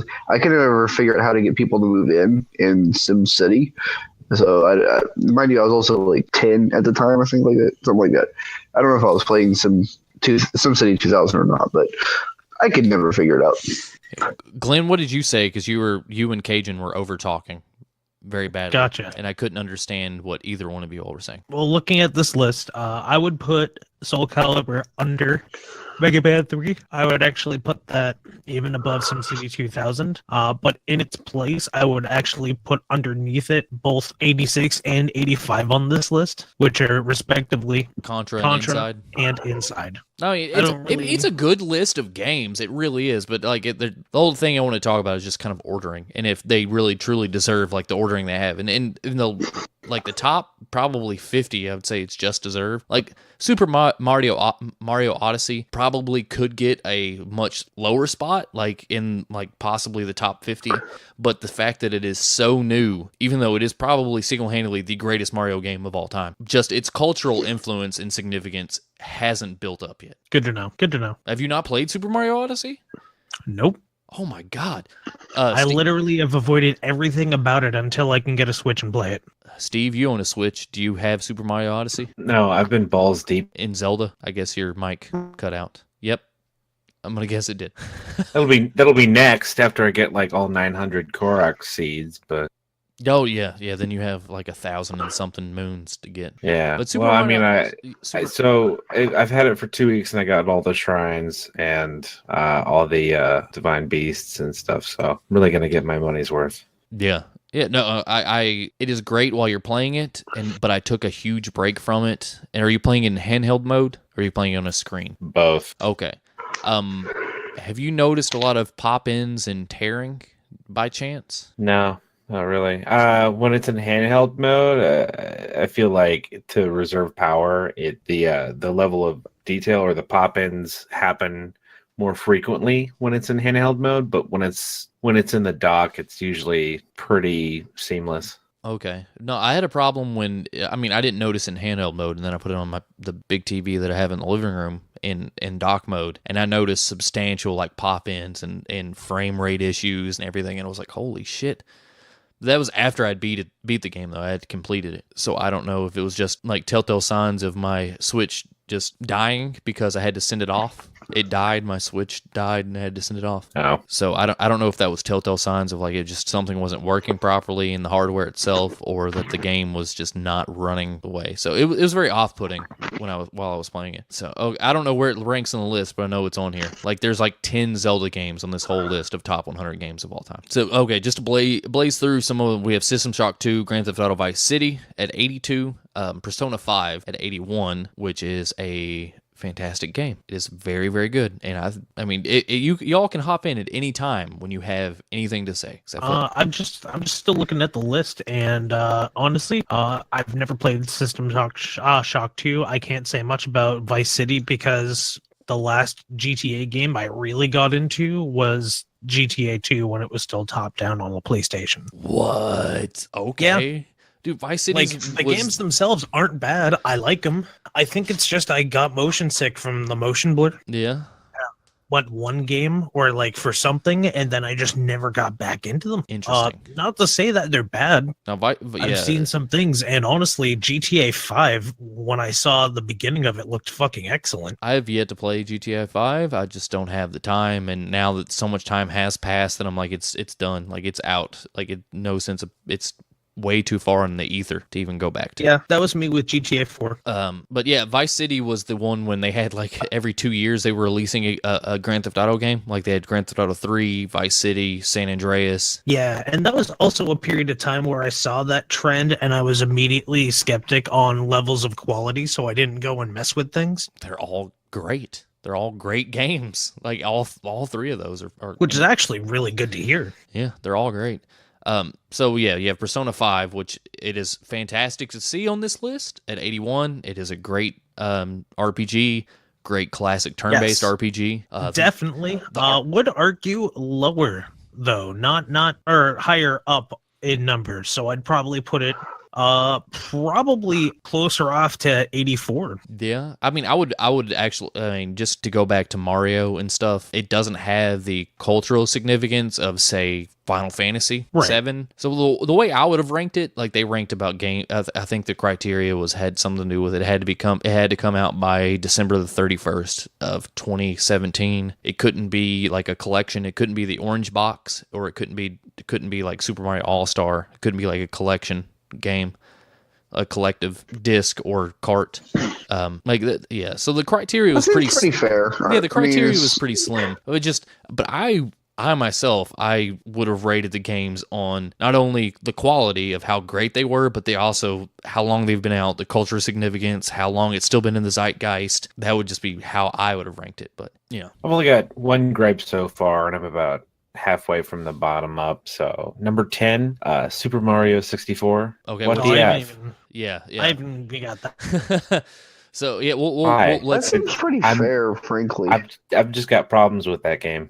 Okay, well we'll get to it when we get to it. Grim Fandango, Legend of Zelda: Wind Waker at 79, GoldenEye 007 needs to be closer to the top. As being the basically other than Doom, as a GoldenEye, disagree. I think it's good where it is. I would actually. I don't think it should be in the top 50, but I think it should be a little bit higher than 78. Well, to be fair, we could definitely put it higher than Smash Bros. Why? Because Smash Brothers. Why? Yeah. What? No. Smash Brothers is incredible. Melee is the best one. Yeah, if you really want a brawler kind of game. Smash Brothers is incredible. I have very, very fond and lovely memories of Smash Brothers. And that's totally fine. But I also don't think it should be here. And honestly, arguably, Not even on the list? I would actually... No. I'd keep it on the list. It is still good. I definitely enjoyed playing it. But I really just... I don't know. I don't think 77... Maybe around in the 80s? Around Do we Grim lose someone? Fandango. Around Grim Fandango, which would be... That's around 80. the 80s. Yeah, around the 80s. Okay. I think, Wind Waker is much... But there's... Like I said, there's like 10 Zelda games on this whole list. It's ridiculous. I don't think so. I agree. No, Let's see. 1, 2. I'm probably exaggerating. No, I'm with you, Cajun, though, that GoldenEye, cultural significance of GoldenEye, it doesn't hold up very well. It looks like crap. It plays janky as hell. But But the GoldenEye HD fan make, I don't know. I haven't played it. Is it it's totally legitimately on Steam. cool? But it's fun times. That means it must be free then if it's a fan make. Yes, it's also showing that maybe where it is on that list is kind of more appropriate, because it definitely as content for a game, it's okay. Yeah. I mean, I think that it deserves a spot on the list because, again, cultural significance. It is one of the. It brought in for FPSs to a console the first time. Yes. So yeah, that's all I gotta say. Elder Scrolls, Skyrim, I can see. XCOM, I can see. Suikoden 2, I prefer other games, but I can understand that being one of the more popular ones as well. Yeah, Battlefield 1984 at 73. I don't have anything to say about. I think that's one of the first Battlefields or the second Battlefield. Something like that. Yeah, Dota 2 at 72. Final Fantasy Tactics at 71. I'm okay with that. Yeah. I'm okay with that. Yeah, I mean a lot I of haven't these. played it enough to actually have an opinion either way on that one, frankly. If you, the original's great. The PSP version is also great. It's not hard to mess up a turn-based tactical RPG. For tactical and strategy RPGs to be high up on this list is impressive to me, because they don't seem to really carry as much interest when it comes to cultural significance or even just fan bases. I like a good RTS every once in a while, but it's Same rare. here. Like the Disgaea series, Yeah. big fan of the first one. Now they're up to what, 5 or 6? Something like that. I totally lost track. Minus all the spin-offs and stuff like that. Yep. So 70, you have Star Wars Jedi Knight to Jedi Outcast, which if I remember correctly. Thief 2 I also. played. I was just saying, I played Academy, not Outcast. So I was going to ask if any of y'all had played it to see what the differences were. Really, I actually haven't. I don't think I have either. I played. I'm trying to remember what it came. I think it's PC. It was PC only. I played one of the. Mainly, my main points of reference to like the Star Wars, like the Jedi Knight ones, are the Coder games. So I'll be honest. I think I played Outcast a long time ago, but before I had played any of the games, I just used to troll people on the forum because I was young. Like I'd never even played the game, and I would just like dick around with people on the forum. nice. And there's no reason. Like, oh, okay, these are people. They seem cool, and I'm a kid, so I want to be cool. Okay, at 69, we've got Thief 2, The Metal Age. I have nothing to say about the Thief. I've never played a single one. I've played very little Thief, to be honest, but the little I did play was very fun. I feel like it should have been 69 should have been reserved for something like Leisure Suit Larry or something, just a joke one. Like 69 should have been a on joke the list ranking. itself. Yeah, Right? I was thinking of that too. I was just like, come on, where's the joke? yeah, But no, they instead put a game on there that's nice. yeah. So at 68, you have Splunky, which, all right. I could see that being a thing. Yeah. I could see that being a thing. Splunky's a fantastic game. I'm not good at it. Yep. But Yeah, me either. I'm garbage at it, but it's fun. like It kept me going like something fierce. Yeah, if those high level Splunky players, man, it's insane. You're like, how in the world are you doing that?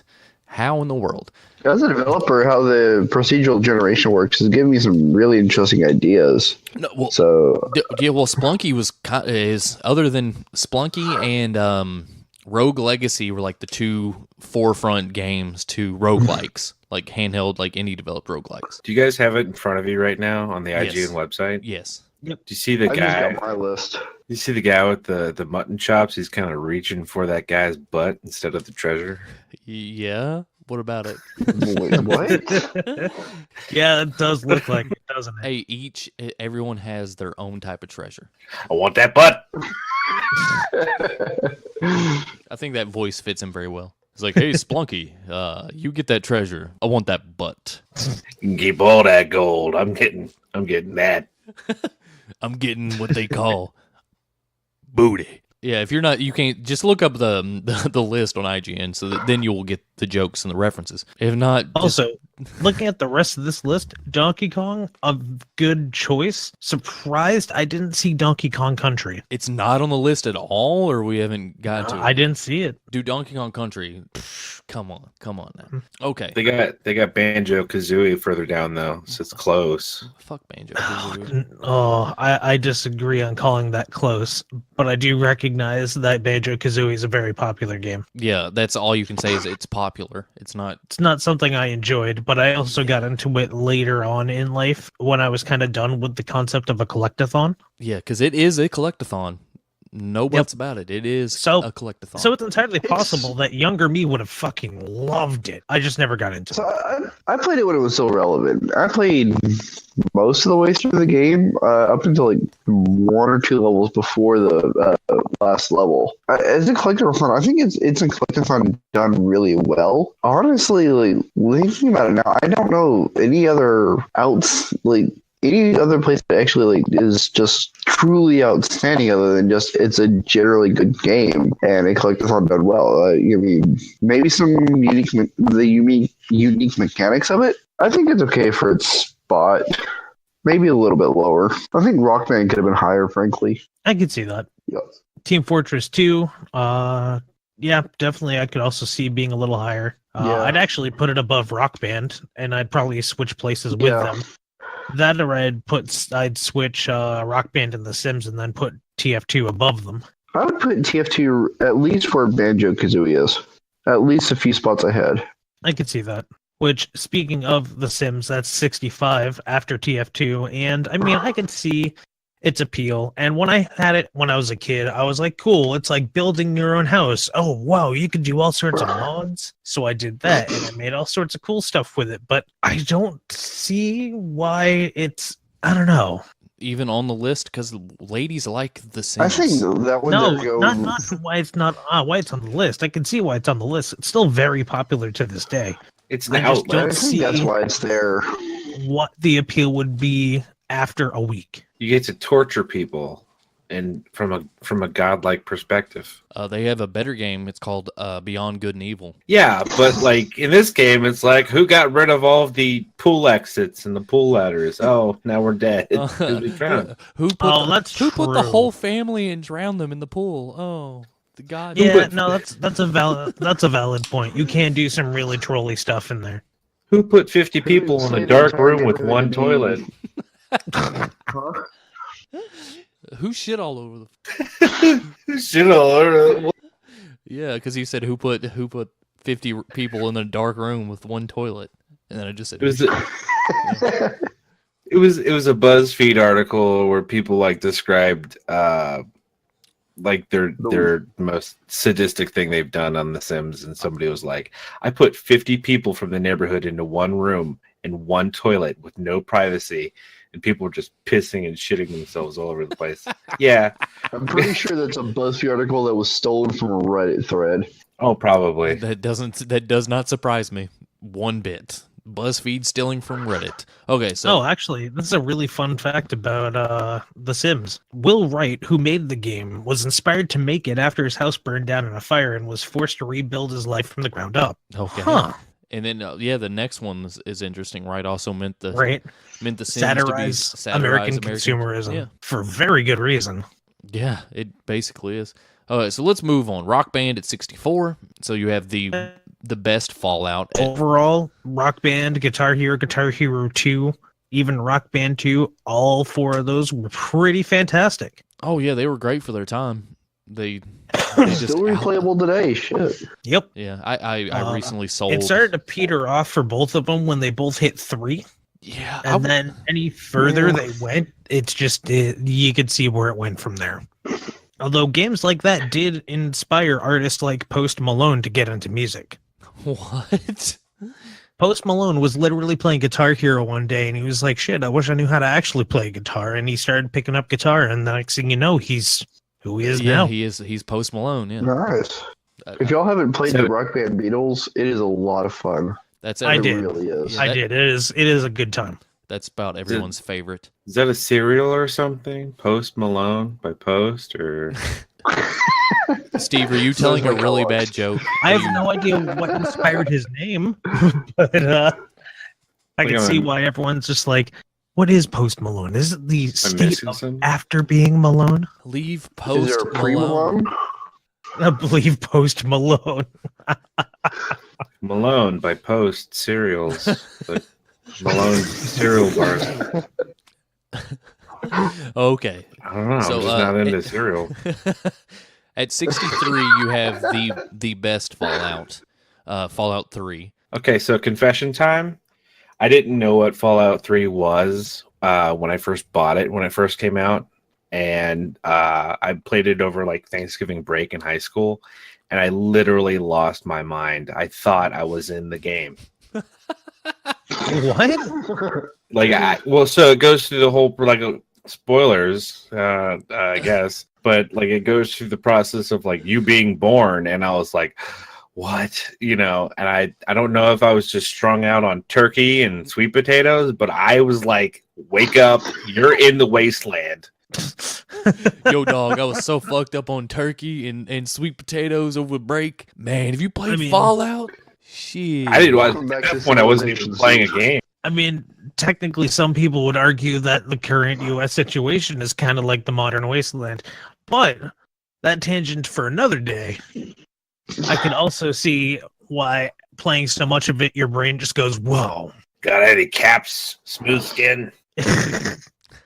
My God, Fallout 3 was so good. It is, and then Fallout 4 came out. I remember playing that during the entail of a bad relationship and just getting fucking lost in this game. Dude, Fallout. I'm one of those people who are a huge fan of New Vegas because it took everything that Fallout 3 did, but just made it slightly better. That's really good to hear. I still need to pick up New Vegas. I love New Vegas. I love it. I like it better than Fallout 3 and Fallout 4 because Fallout 4 is basically more Fallout 3, just with that stupid base building aspect that no one likes. Honestly, I like that. Well, I'm like one of the only people that does, but I like it because it's there's something more valuable to me or more rewarding when you start from the ground up and then you look around and you're like, oh shit, here we are. I was just like, I don't have time for that. Nobody got time for that. Oh, I made time.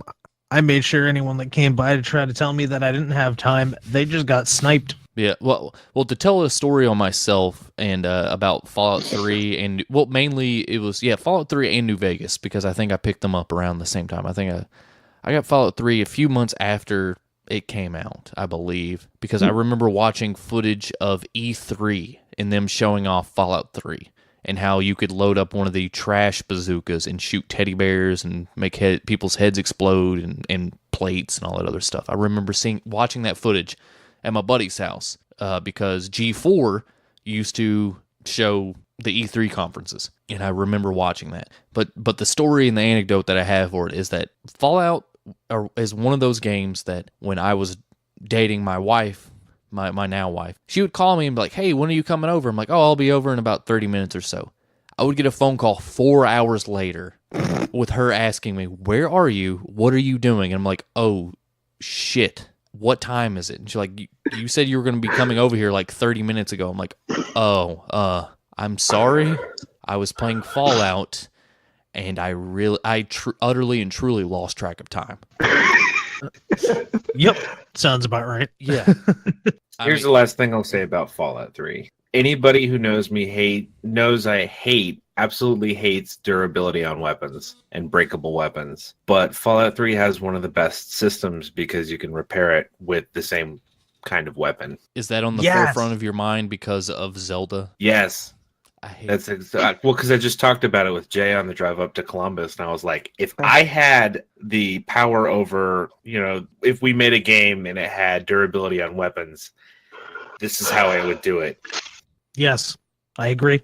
Yeah. The fact that I could repair weapons in Fallout 3 and the fact that I could only replace weapons in Fallout 4 really disappointed me. Yeah.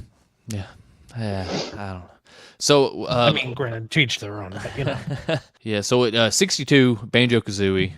I guess. And again, couldn't get into it myself, but I could see why it was very popular. It did have a lot of top quality things.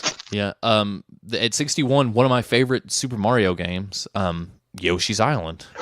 Yoshi's Island. Yeah. Very good game. Such a good game. Yep. At 60, we have Silent Hill 2. I'm going to speed through these unless everyone has anything to say about it because we're running very long. That's fair. Grand Theft Auto San Andreas at 59. Yep, good stuff. So we have played it, but I've seen it. At 58, you have the original Mass Effect. I could go on for hours about this game. I'm not going to. Exactly, and I really wish Andromeda was better than it was. Yes, I also wish 3 had a better ending. But I also know why it doesn't have a better ending and its reasons. But for anyone that wants to go and play it again, do check out the mods. Not because, you can do that. No, they actually made HD and 2K retextures. Nice. Yeah, it looks sweet. So you have basically the start at 57. You have the start of the Call of Duty just master rate. That's not the term, but just the whole Call of Duty just start of the giant franchise that Call of Duty is with Call of Duty 4 Modern Warfare. Call of Duty 4 or Call of Duty was always prevalent and it was there, but once it hit Modern Warfare is when it exploded. I do remember that. Everyone was like, "Oh my god!" Then everybody played it, no matter what you were into. If you had a game console or you didn't have one, you still got one for it, so you could go play Modern Warfare, Call of Duty 4, whatever it is. Yeah.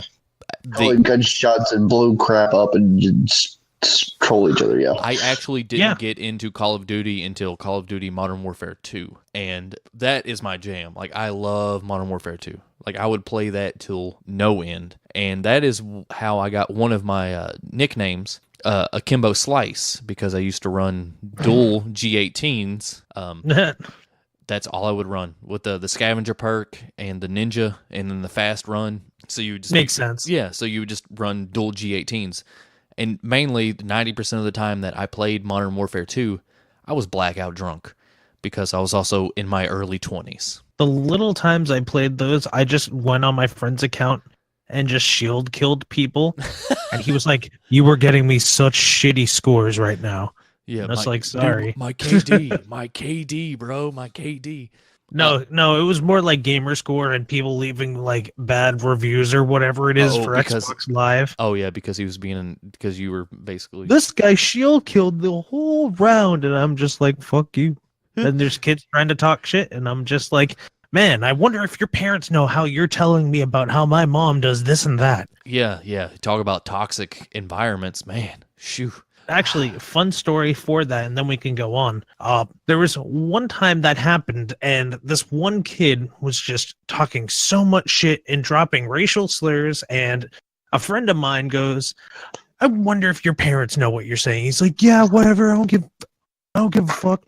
Come at me. I'm at blah blah blah blah street and blah blah blah." He's like, "I know exactly where that area is. I live 15 minutes away." So we eventually went there, knocked on the door. The kid, thinking he was just talking tough shit, doesn't have any idea. So he gets greeted at the door by the parents, and he's like, "Hi, do you have a kid that plays blah blah blah?" And they're just like, "Yes. What the?" He's like, Hi, well, I was just playing with him, and on top of not only telling me your address to confront him about things, which I'm not here for that, I want to actually inform you of some of the things that I've made sure to remember to write down so you know exactly what he's saying, and started listing them off. And apparently, another friend that was in the group as said friend was still playing and heard the kid get berated before disconnecting. That's awesome. Yeah, so it's just like that is beautiful. That's fantastic. Okay, so moving on.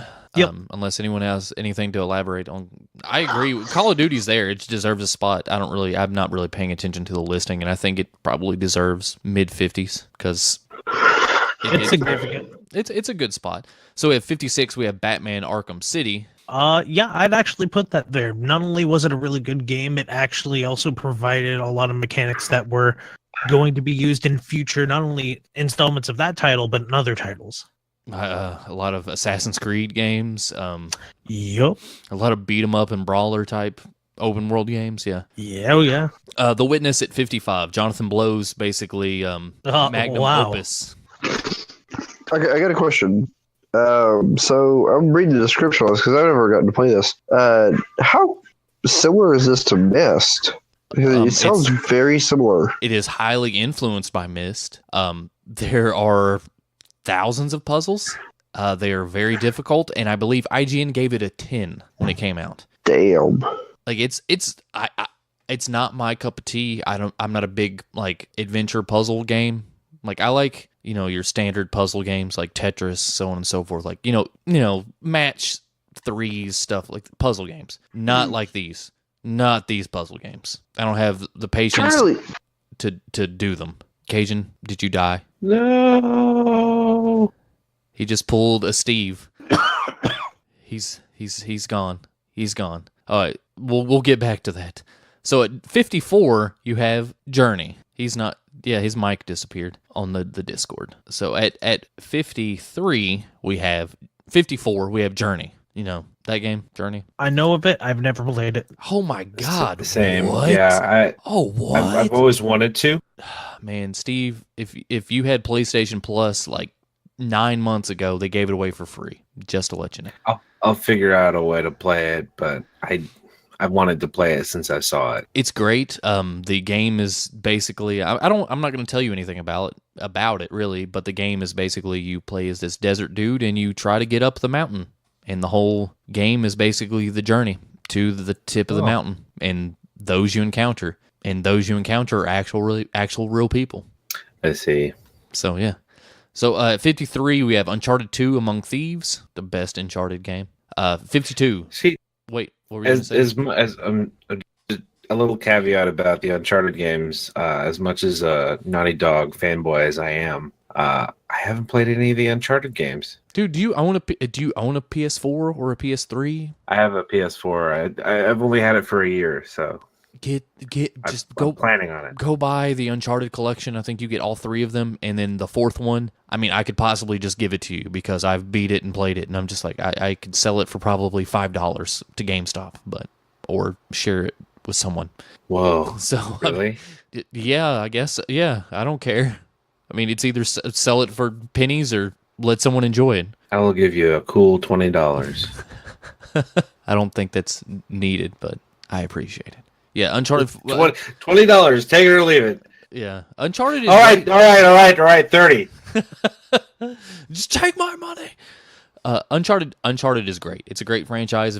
I recommend it for any fans if you're a fan of Tomb Raider, because without the new Uncharted series, the new Tomb Raider series wouldn't exist. That is true. That's yeah. fair. So yeah, it's great. It basically cemented Nolan North as one of the greatest video game voice actors of all time. I don't have much else to say about it. It's a great game. Uncharted 2 is fantastic. Uncharted, the series, is fantastic. 2 is better than 1. 3 is good, but 2 is still my favorite, and 4 is just good too. They're all good. They're all great games. I don't recommend playing them all back to back, even though I did. I played 1 and 2 back to back, and then 3, because it was one of those periods in my life where I was laid off for like 2 months and I didn't have to work, and I just sat at the house and played video games. It was great. Money wasn't good, but the fun was good. So it's on my list. Yeah, it's great. I recommend it. So at 52, we have Legend of Zelda Majora's Mask. You just cut out. Legend of Zelda Majora's Mask. I cut out? Hey, there we go. Yeah, you did. Yeah. Oh, okay. So at 52, yeah. Legend of Zelda Majora's Mask. My favorite. A fun game. My favorite. Very fun game. That is why I'm very curious to is Cajun, are you here? Are you back yet? Did something happen? Did you die, sir? Cajun, your mic is gone. Just to let you know in case you didn't know. Maybe he had no baby. Maybe he For like 20 minutes?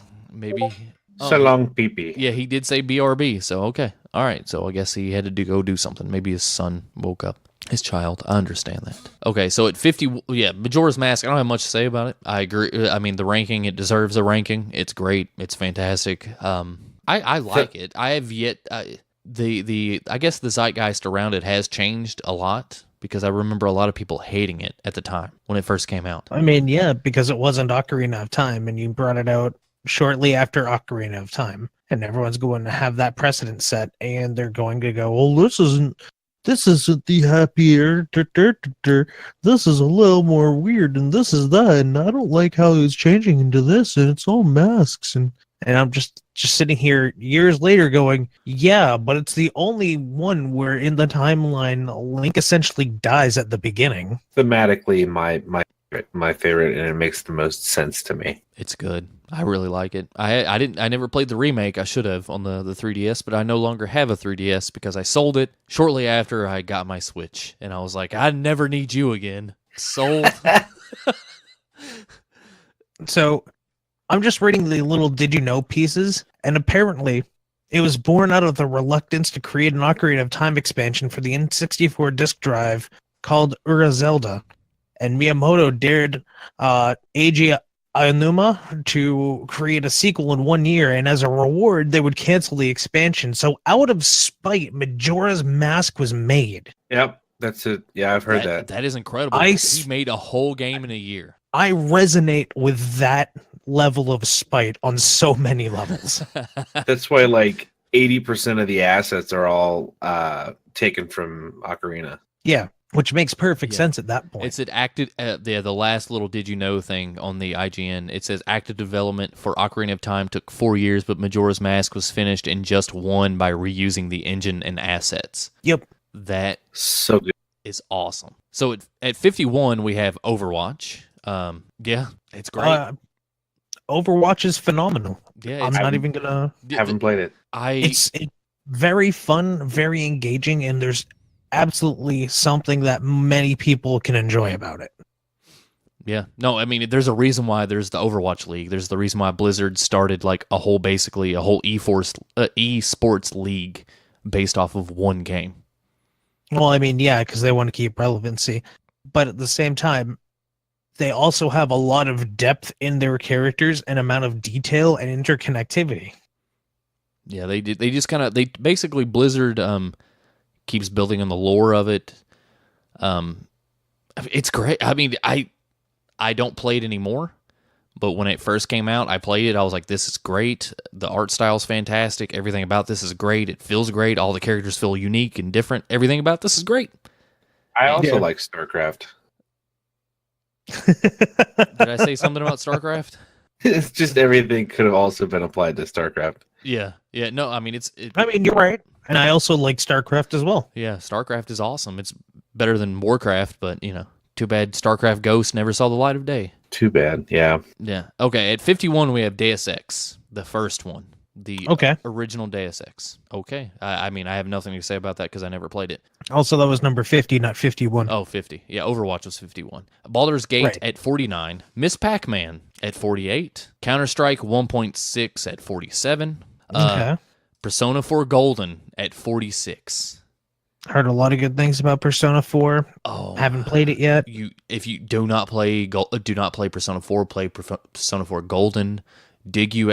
Somehow get a hold of a Vita and play the Golden. Play that. They have different voice actors, better animation. They basically remade the whole game. Okay. But the Golden is the definitive version of Persona 4. It's awesome. I love it. That's I at the time when I was playing Persona 4, I played it and I got like 30 or 40 hours into it. Started over because I took like a huge break from it. Picked it back up, and at the time I was working at the job I was working, and the guy I was riding with was showing up to work at like 2 hours before work started. So basically, for those first 2 hours of work, I would sit and play my Vita before work started. And then I would play it at lunch, and I'd play it on breaks, and I would play it waiting for the shift to end. I would play it any chance I got. And I completed it my first run at 120 hours, and immediately went back and started playing it again. It is that good. It is just, it's fantastic. It's great. Damn. One of the best modern RPGs. And without Persona 4 Golden, 5 would not be as popular as it is. Yeah, that makes sense. So, okay, at 45, we have Earthbound. Oh, Earthbound, yes. This should have been higher on the list. I agree. Like around in the 20s or 30s? Are you? I would put it in the 20s. One 20s. on my list that I want to play on emulator with an actual controller. Well, Earthbound? Yeah. I could I don't recommend really I can recommend a controller if you need it. I have one that connects via USB that's not only shaped similar but feels just like a perfectly worn-in Super Nintendo controller. I just got to get one that I've got a USB controller, but it's like recognized by nothing. So yeah, You could get a. Let me know. I can link you to the thing. You could get a one of those NES or Super NES classics, and then jailbreak it, or hack it, like a lot of people have done. That is technically an option. You're right. Yeah, and since the game sells for like around $80 to $100 and something, and you're just gonna play it for pleasure and to check it out and probably experience it Out of box and used, perhaps. Yeah, like out of box and used, it sells for around $80 to $100 and something. I'm Yeah, pretty sure. and the whole shebang is ridiculous. Yeah. Either way, Earthbound is one of those games that really inspired a ton of modern nerd culture. And you may be going, what do you mean? I'm talking about, look at the internet.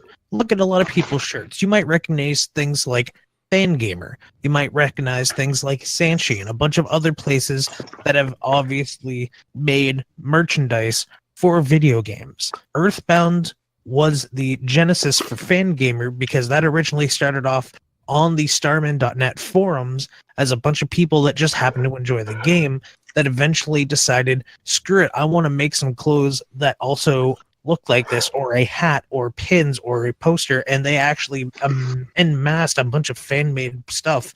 it was the original Homestuck then. Sorry? Said it was the original Homestuck then. Homestuck? Except Homestuck never really inspired stuff to the level of Fangamer, but yeah. I thought In that sense. Undertale was originally started as a Homestuck fan project or something like that. It didn't start as a fan project. What ended up happening was they started off having the money for the Homestuck game, hired a developer. That developer took the money and ran, and that's when Toby Fox decided that he was going to try making a game in RPG Maker just to see if he could do it himself instead of hiring other people and to see what would it come out to be. Oh, And okay. that's how we got Gotcha. Yeah, Toby Fox did a what was it, a Halloween mod for Earthbound? Yeah. And he actually has been cited to say that he doesn't even like that mod anymore. Well, it's probably because he did it for so long, and he's just like, I need to do something else. He's probably stating He that was like so 16 when it came out, Yeah, so he looks back at it like it was one of his cringy kid projects. Yeah, he's trying to distance himself from that project. I mean, that's typical artist behavior. I make something and I instantly hate it when I'm done with it. That's true. Yeah. Okay. Let's move on. 44. We have Resident Evil. Classic. Sure. Yeah. Diablo 2. Hate the camera angles. Oh yeah, the fucking tank controls. Yeah. Mhm. All right. So 43. Diablo 2. Also another classic, Yeah. great version. Blizzard killing it. They've been killing it since the dawn of Blizzard. Yep. Speaking of Blizzard, StarCraft at 42. Yeah. Yeah. Then you have the Mac Daddy of MMOs that's still relevant and people still play it, and it rakes in money hand over fist day after day. World of Warcraft at 41. I've lost so much Even of my I life have to this spent game. so many hours on this, Jesus. And I go from game to game to game. I'm very glad I never got into it. I tried it on a friend's PC. I thought I had taken an hour to try it. It turned out I took 4. And after that, I was like, that is incredibly terrible. I'm staying away from that. Yeah, I never got into it. Like, I had a lot of friends in high school who played the crap out of it. I had one friend who actually had to go to the doctor and was diagnosed with diabetes because he wasn't getting enough exercise because of this game. Like, he became severely overweight. Ouch. Yeah, bad things. But it deserves it. 41. It could probably have been ranked much higher in the probably 20s, maybe even the top 10 because of just how juggernaut of a big powerhouse that it has been and still is. Yeah. So okay, at 40 we have Star Wars: The Knights of the Old Republic. The only reason to own an Xbox. I heard I have it KOTOR on my was phone really right good. now. What was that? Overspeak. Could not understand either of you. Go ahead, Glenn. Oh, I was just saying that I have KOTOR on my machine right now, but I've never played it. Yeah, I bought it years. I bought 1 and 2 a couple years back when there was like a big Star Wars sale on Steam, and I was like, both of these games for like $6. Hell yes! And I played You KOTOR can 1 get for a while. on Android for $10. I've actually got it on my phone right now. That's cool. I didn't know it had come to mobile. Mm-hmm. At 39, we have the greatest trolling experiment of all time. Metal Gear Solid 2 Sons of Liberty. That was a phenomenal game. Oh, it is. It's incredible. I love it. It's so good. But I'm just saying Kojima's like, oh, hey, you're going to start out as Snake, and there goes the rug. And you get to play the whole game as Raiden. And everyone was like, dude, no, Raiden, not cool. He sucks. But no, it's great. It's great. So we have the greatest Final Fantasy of all time at 38, Final Fantasy 6. No, I still haven't played this one. Yep, same. The one with Kefka and how he basically the bad guy wins and he becomes God. Yeah. Yeah, I mean, I know it's the best one, but It's a lot of I still people's need to play like, big, people who are been following Final Fantasy since basically forever. This is a lot of people's favorite Final Fantasy. Okay, we're going to 37. Yeah, there's not much I can say about it, so we're gonna move on. 37, Mass Effect 2, the best Mass the best Effect. one. Yep. Agreed. Best Mass Effect. Glad we're all in agreement. 3 was on its way, but the ending was. And honestly, it would have been the best if they were given more time to actually flesh out 3 the way they wanted to, instead of that stupid friggin' thing EA was doing, where they were pushing everyone to make a single installment for each game every year and then split up the entire team. Yeah. No, my only problem with Mass Effect 3 is the fact that BioWare basically didn't have the balls to stick to the original ending that they had. BioWare was forced to push it out before they could actually properly put in the ending. But then they patched it, and I was just like, you should have just stuck to your guns and just kept it and not catered to... Again, this is the period where EA was pushing people like BioWare, which by then wasn't even consisting of the majority of the primary team that worked on the first 2. Those got split up into different games. To just push out something and release something else in response to everyone's reaction to the ending. Yeah. Mass Effect 3 definitely got the shaft in multiple ways, and I really think that if they were given even the amount of time between Mass Effect 2 and Mass Effect 1 for Mass Effect 3, we would have had a different opinion about the ending to this day. Yeah, the my problem with Mass Effect 2, in my opinion, is the best, like I said, the best Mass Effect game. The problem I have with Mass Effect 3 is that the way the resource mining, I did not like it in comparison to the second one. Mechanically, though, Mass Effect 3 is the best. I think the mechanic, like the gun, the third-person shooting and all that other stuff, is probably shines in Mass Effect 3 versus Mass Effect 2. Yep, but I'll agree to that. But other than that, Mass Effect 2 is still like the king. Like, it's the best. Yeah, definitely. It's the first game that I actually went out and bought all of the DLC for. With very good reason, because all that DLC is fantastic. I bought the PS3 one, so it had all the DLC with it, except for the other DLC they released, like the armor and all that other stuff. Nice. But I never got to play the first one, but I played the second one, and that game, one summer, literally is all I played. Like, I had a buddy of mine who lived up the street, and he was like, hey, man, what are you doing? I'm like, playing Mass Effect. And he would call me the next day, what are you doing? Playing Mass Effect. Like, that's all I did. And it was one of the... I think I had 3 trophies away from platinuming it in one of the very first games I played on my PS3. Like, that I actually wanted to platinum just because of how much I loved that game. And still to this day, love that game. I would appreciate... God, I need to play that game again. I would appreciate an HD remake. That would be awesome. Yeah. Well, again, this is another one of those games that you should look for the mods for, because they also did a texture overhaul for a majority, if not all of the assets for Mass Effect 2 and 3. All right. Cool. Okay. So if you got them on like PC, go do it up. All right. I'll have to check it out and see how much it... Maybe I'll try to catch it on sale at some point. At 36, we have Pokemon Yellow, the best Pokemon game of the original. Yeah. I'll take your word for it. Surprises. I played Blue and Red, and then I just stopped caring. No, you can say it's a lot different and not very different at the same time. It being a Gen 1 game, I'm honestly kind of surprised it's the only other Pokemon game on the list besides Pokemon Go. Because I figured somewhere in there you would have the Game Boy games. Out of the Game Boy games, there are 2 really good Game Boy games. So you have Pokemon Yellow and Pokemon Crystal. Those are the 2 that are the best. And you're only seeing one of these games because all the Pokemon games are still the same. Yeah, it's baby's first RPG. And the Switch one, I really hope it is great. I usually... Even like Pokemon Stadium isn't on the list. You know, it's like that was pretty cool back in the day. Stadium was a cool concept. I agree. Yeah, I mean, I agree that it's a cool concept, but I mean, it's probably, if they had like an 150, top 150, it probably was on there somewhere. Yeah. Okay. At 35, we have the OG, The Legend of Zelda. I could vibe with that being there.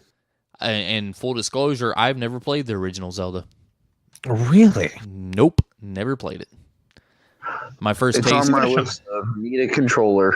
My first taste of Zelda is Ocarina of Time. Actually, no. It was Legend of Zelda DX. Oh wow, that was my first Zelda game. And then my favorite Zelda games together is the Oracle of Ages and Oracle of Seasons games. Those are my 2 favorite Zelda games. Okay. I think they're better than Ocarina of Time. I think they're better than most of them. Like, it's my favorite Zelda game, or the Oracle Ages and Oracle Seasons game. And when they came to the 3DS, I was like, oh my god, yes! And now I can't play them anymore. I played them enough back in the day. At 34, we have Bloodborne, the best of the Soulsborne games. Honestly, I would put Zelda above Bloodborne. Yeah, me too, but I mean, it's great. Like, Bloodborne is incredible. And it also does a lot of things that Zelda did in a very, very interesting manner. It made you explore, but instead of it being, a lot of dead ends like in Legend of Zelda, almost everywhere connected to each other. There were rarely any dead ends, and that to have that level of intricacy in a map is absolutely impressive. Steve, do you have PlayStation Plus at all? Nope. Yeah, because you could have got this game for free last month. Well, fuck. Apparently, the soundtrack alone took over 2 years to compose. Jesus. The soundtrack is insane. The whole game is incredible. It's so good. It's FromSoft's best game. Another confession. I'm not super interested in playing Bloodborne. I love the way it looks, but I think I watched the entire Game Grumps playthrough.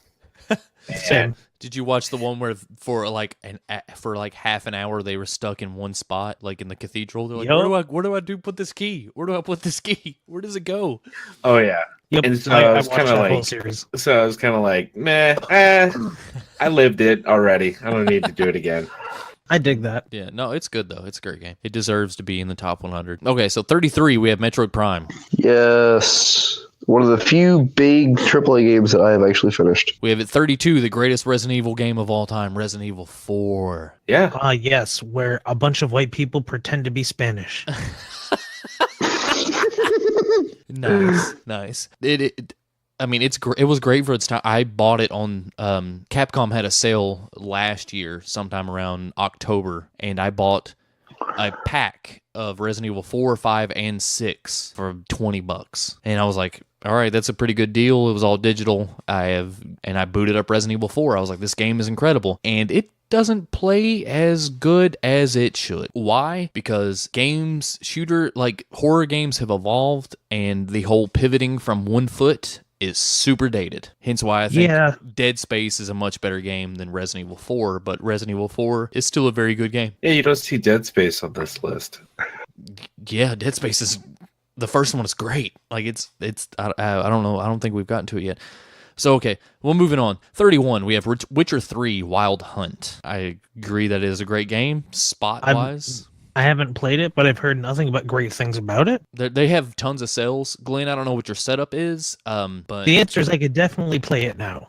Okay, so I guess PC-wise, I bought it recently. I bought the complete collection because GameStop had a sale for The Witcher 3 and all of its DLC for like $25, and I was like, okay. I got it for free when I got my graphics card for my computer, and I just never got it. Oh my God, did they expire? Did the game key expire? Oh, probably. I just didn't care enough about The Witcher. Oh my God, it's so good. Oh my God. Okay, so at 30, we have Metal Gear Solid, cementing Hideo Kojima's place in the pantheon of video game legends. I'd say it's about right to be in the 30s, maybe. Yeah, I'd say that. So at 29, we have Super Mario Galaxy. I have nothing to say about it. Super Mario Galaxy is awesome. It's great. Galaxy was a great installment in the Mario series. We have at 28, Shadow of Colossus. Yes. I could never get into it, but I always respected the game itself. Okay. I mean, it's great. It's awesome. I wanted to get the remake, the HD remake, but then again, I was like, I really don't want to spend that money on like an 8-hour game at the time. So at 27, we have BioShock. I just bought the remaster for PC, and although it doesn't look, it's not remastered enough, it's still a great game. Like I have a boner for this game. It is a great game. Like, if you know me and Jay and our love for Art Deco everything, I love this game. Yeah. Oh, speaking of BioShock, did you know some of the original designs for Little Sisters before they became actual little girls were slugs, crabs, and a dog in a wheelchair? Oh, that's a real thing. That is literally the real thing. Yes, that is the actual source of the reference. That's terrible. I'd have trouble. You originally, yeah, exactly. That's the thing. It was trying to invoke that level of emotional torment of that decision, and they decided they didn't want to go and freak out animal rights activists and stuff, so they went with the Little Sisters eventually. Originally it was a slug, and they were like, no one's gonna give a fuck about slugs. So then naturally crabs, right? It was either crabs or, at that time, also possibly a frog with a funnel coming out of its ass, or maybe herpes. What? Yeah, that was a thing. That was the thing they debated. Like, I would have had a harder time deciding what to do with the dogs than the Little Sisters. Is that terrible? No, in our society, but you know. I guess it's better than like dogs that were just dragging their useless legs behind them. I mean, right, it doesn't have wheelchair. They didn't say anything about wheelchairs. It's just basically a paraplegic dog. Hold on, let me get you the reference if you dare want to question the source. They have concept art. I want to see it. Okay. You know what? I'm going to actually let you find that out. Ready? We're going to do this very simply. I want you to go to Google, and I want you to search for one specific phrase: dog in a wheelchair BioShock. Okay. That's actually autofill on Google. Jesus. Yeah. Oh my God. And behold, you not only have a dog in a wheelchair, you have a frog with a funnel coming out of its ass. Behold, I'm not fucking with you. That was actually there. They even got a 3D model of it. Yeah. Oh my God. Holy. Like, behold. Yeah. Hey, that's a lot of Google alphabet soup. Let me replace that with. Yeah. Well, lower. If you scroll down in that Google Images, you see a turtle with Legos. Yeah. Oh my God. It would just have. Oh god. But I wasn't fucking with you this whole time. These are legit things, and I thought that was phenomenal for a concept. Like that's what the Little Sisters were replaced? Yeah, that's what the Little Sisters replaced. Yeah, I wouldn't have had that hard of a time just destroying that paraplegic dog. I'm sorry. I found the Lego turtle. I would did have had a too. hard time. Okay, so let's move on. At number 26, we have Legend of Zelda: The Breath of the Wild. It is a I'm a really little surprised fucking it's good not Zelda higher. game. What was that, Cajun? I said I'm a little surprised it's actually not higher on the list. It's great. It's good. It's not without its problems, but it's a great game. It's an incredible game, and it basically redefined what a 3D open world adventure game is. Do you know how much? Which is why I'm surprised it's not higher. Which is why I had such a problem. Like, okay, so March of last year is when the Switch came out. I bought a Switch. I bought Legend of Zelda Breath of the Wild. I also bought Horizon Zero Dawn, which is also an incredible game. I played the crap. I dropped everything. Like, I literally bought Zelda, I bought Horizon, then I bought Persona 5. I dropped everything for Zelda. Everything. And played it till I beat it. You can do a lot of cool stuff in there. Yeah, I particularly like the concept of stasis. I mean, there's just, that game. It's so good. It is so good. It will go down. It probably will. My buddy, during the time Go-Go wasn't on hiatus, and I had a good friend of mine, Chris, and he talked about this game, and he said that no doubt about it that this game will go down as one of the greatest, if not greatest, Zelda of all time. It's definitely one of them. At 25, we have Sid Meier's Civilization 4. Yep. Such an amazing game.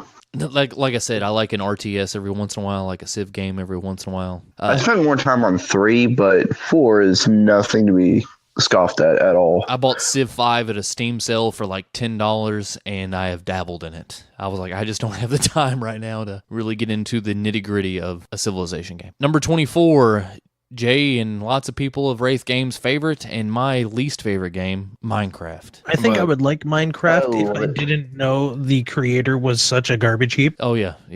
Not just a garbage piece. A little insulted it's so high on the list, but how many YouTube videos is just somebody playing Minecraft? Yeah, how many people has it launched their YouTube /Twitch/ content creator career? I think that's one reason it might be so high is just because of the influence that it had on the content creator scene, you know?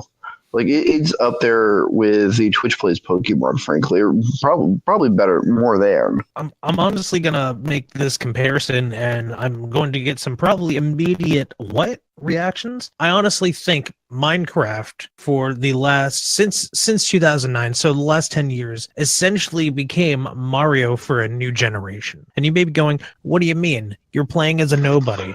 But this is the thing. It's really encompassed a whole new concept to them. Not only do you get platforming, not only do you get adventure and survival, you also get Legos. We have given kids Neo Legos. That's exactly what it is, because my son has Legos and he has Minecraft. And even to me, because I grew up with Legos, you know, the difference is, like, you can imagine being the little minifigure. You're moving around the Lego thing you made. In Minecraft, you are in the minifigure's eyes. You are the one jumping around. Yeah. I have said time and time again that my son will never play Minecraft, ever. We had this discussion before. Yeah. Well, at least now the money would be going to Microsoft instead of a garbage heap. Yeah. Not at my house. No, I mean, if he wants to play Minecraft, then he can go get a job and he can go build his own computer or buy his own PlayStation or Switch or Xbox or whatever. You want to play Minecraft, you play it outside. Yeah. No. Hook the TV up. With an actual with a pickaxe. I don't know. I do not understand. I mean, I understand like the cultural significance of Minecraft. I've said this time and time before. I understand like all the cool things that people can do in it. It is not for me. I do not like it. There is nothing appealing about it. It isn't visually stimulating to me. I don't want to run around and do absolutely nothing. I don't want to build anything in a game. I want direction. I want a story. I want to be told what to do or where to go. Or I don't want to make my own adventure. I don't want to do that shit. I don't I do not. I want to go on if I want to go on an adventure, I'll go on an adventure in real life. I don't want to do it in a video game. Grant, are you okay? I felt like I turned into Lewis Black there for a second. If I was gonna say you were like one sentence away from an aneurysm. Yeah, like if this was being filmed, which eventually I think it's going to be, and we'll be streaming it on Twitch under Wraith Games, twitch.tv/Wraith Games. I'm sure it's going to get to that point at some point. But I felt Wraith Games official. Wraith Games official, yeah. Like I felt like I was like Lewis Black, like that right there. Like I was. Oh God. I do not like Minecraft at all. Grant's tombstone's gonna have biggest regret is that I died before Minecraft. Yeah, probably. Okay, so let's move on. 23, we have Halo 2. I mean, Halo 2 was popular. I never got into Halo because that was basically the game that I saw a bunch of bros playing, and I was like, I'm not going to be that. I played the crap out of Halo 2, but, I guess I'm a bro. Not enough griffball. No, Halo 2 is my favorite Halo. Because yeah. That was the one you could, like, dual wield weapons, and that was a big deal. Yeah, and that's when you had the hand cannon that was OP. Like, you could snipe someone from across the map with the hand cannon, with the handgun, and it was awesome. Nice. I just remember it being like, dude, get out of the Banshee. What are you doing? No Banshees in this level. You had to make up your own rules. Yeah. All right. So we have at number 22. We have Half-Life. Half-Life 3 will never happen. Stop. Yep. It will never happen. Just stop. What a classic. What a classic. On top of that, what a classic reference. What? Dude, get out of Banshee? Half-Life 3. Yeah, not confirmed. Never will be. Never. We have 21, Metal Gear Solid 3, Snake Eater. Yeah. That's probably my favorite Metal Gear Solid versus Metal Gear Solid, other than Metal Gear Solid 5. Okay, so we have number 20, another Activision game, The Last of Us. Is that Activision? No, that's Naughty Dog. It's Naughty Dog. Yeah, because I was going to say, like, wait a minute. It's Naughty Dog. I was thinking of Activision I don't / I was The thinking Last of Crash. Us should be up here. I honestly would put this in the higher 30s or even the lower 40s. Even though it is great. Oh yeah, no, I fucking loved it. I just don't think it was, I don't think I don't know. I don't think it deserves as much of a reverence that's being given on this list. I don't know. I think it deserves the spot, but there's other games that deserve probably better, but it's good. It deserves definitely a spot on the top 100. At least upper 50, at least around, 30s, 20s. I think it deserves it. I have nothing to say about it other than it's a fantastic game, and if you've never played it, get it. You can get it on the PS4, you can get it on the PS3. That's all you can get it on. We have 19, Doom. Pro tip: shoot the cyber demon till it dies. Yeah, we have Doom. I remember being a little 6-year-old kid watching my dad play Doom and just being so freaked out when he came up against Cyber Demon for the first time. I was like, holy, hid behind the desk. Yeah, Doom was one of those games that when I saw it, I was blown away, but I could never play it on my own. No, Doom is basically the start of FPSs, period. Yeah. Like it is essentially the genesis of that concept. Yeah, without Doom, so all the games that you like that have an FPS element to them in one way or another, you can thank Doom. Yeah. You can thank ID or id or however you want to pronounce it. You can think, id Soft. Okay, wait, which one should get more credit, Doom or Wolfenstein? Because aren't they like pretty similar? Doom. Yeah, Doom. I would go with Doom. Did Doom come Did Doom come before Wolfenstein? I want to say it No. did. No, yeah. No, well, when did Wolfenstein 3D come out? Google. Hold on. I'm doing it right now. I know that Doom was the one that really brought it, like, made it big. Okay, so Wolfenstein 3D was released in May 5th of 1992. Doom came out in 1993. 1990 what? 92.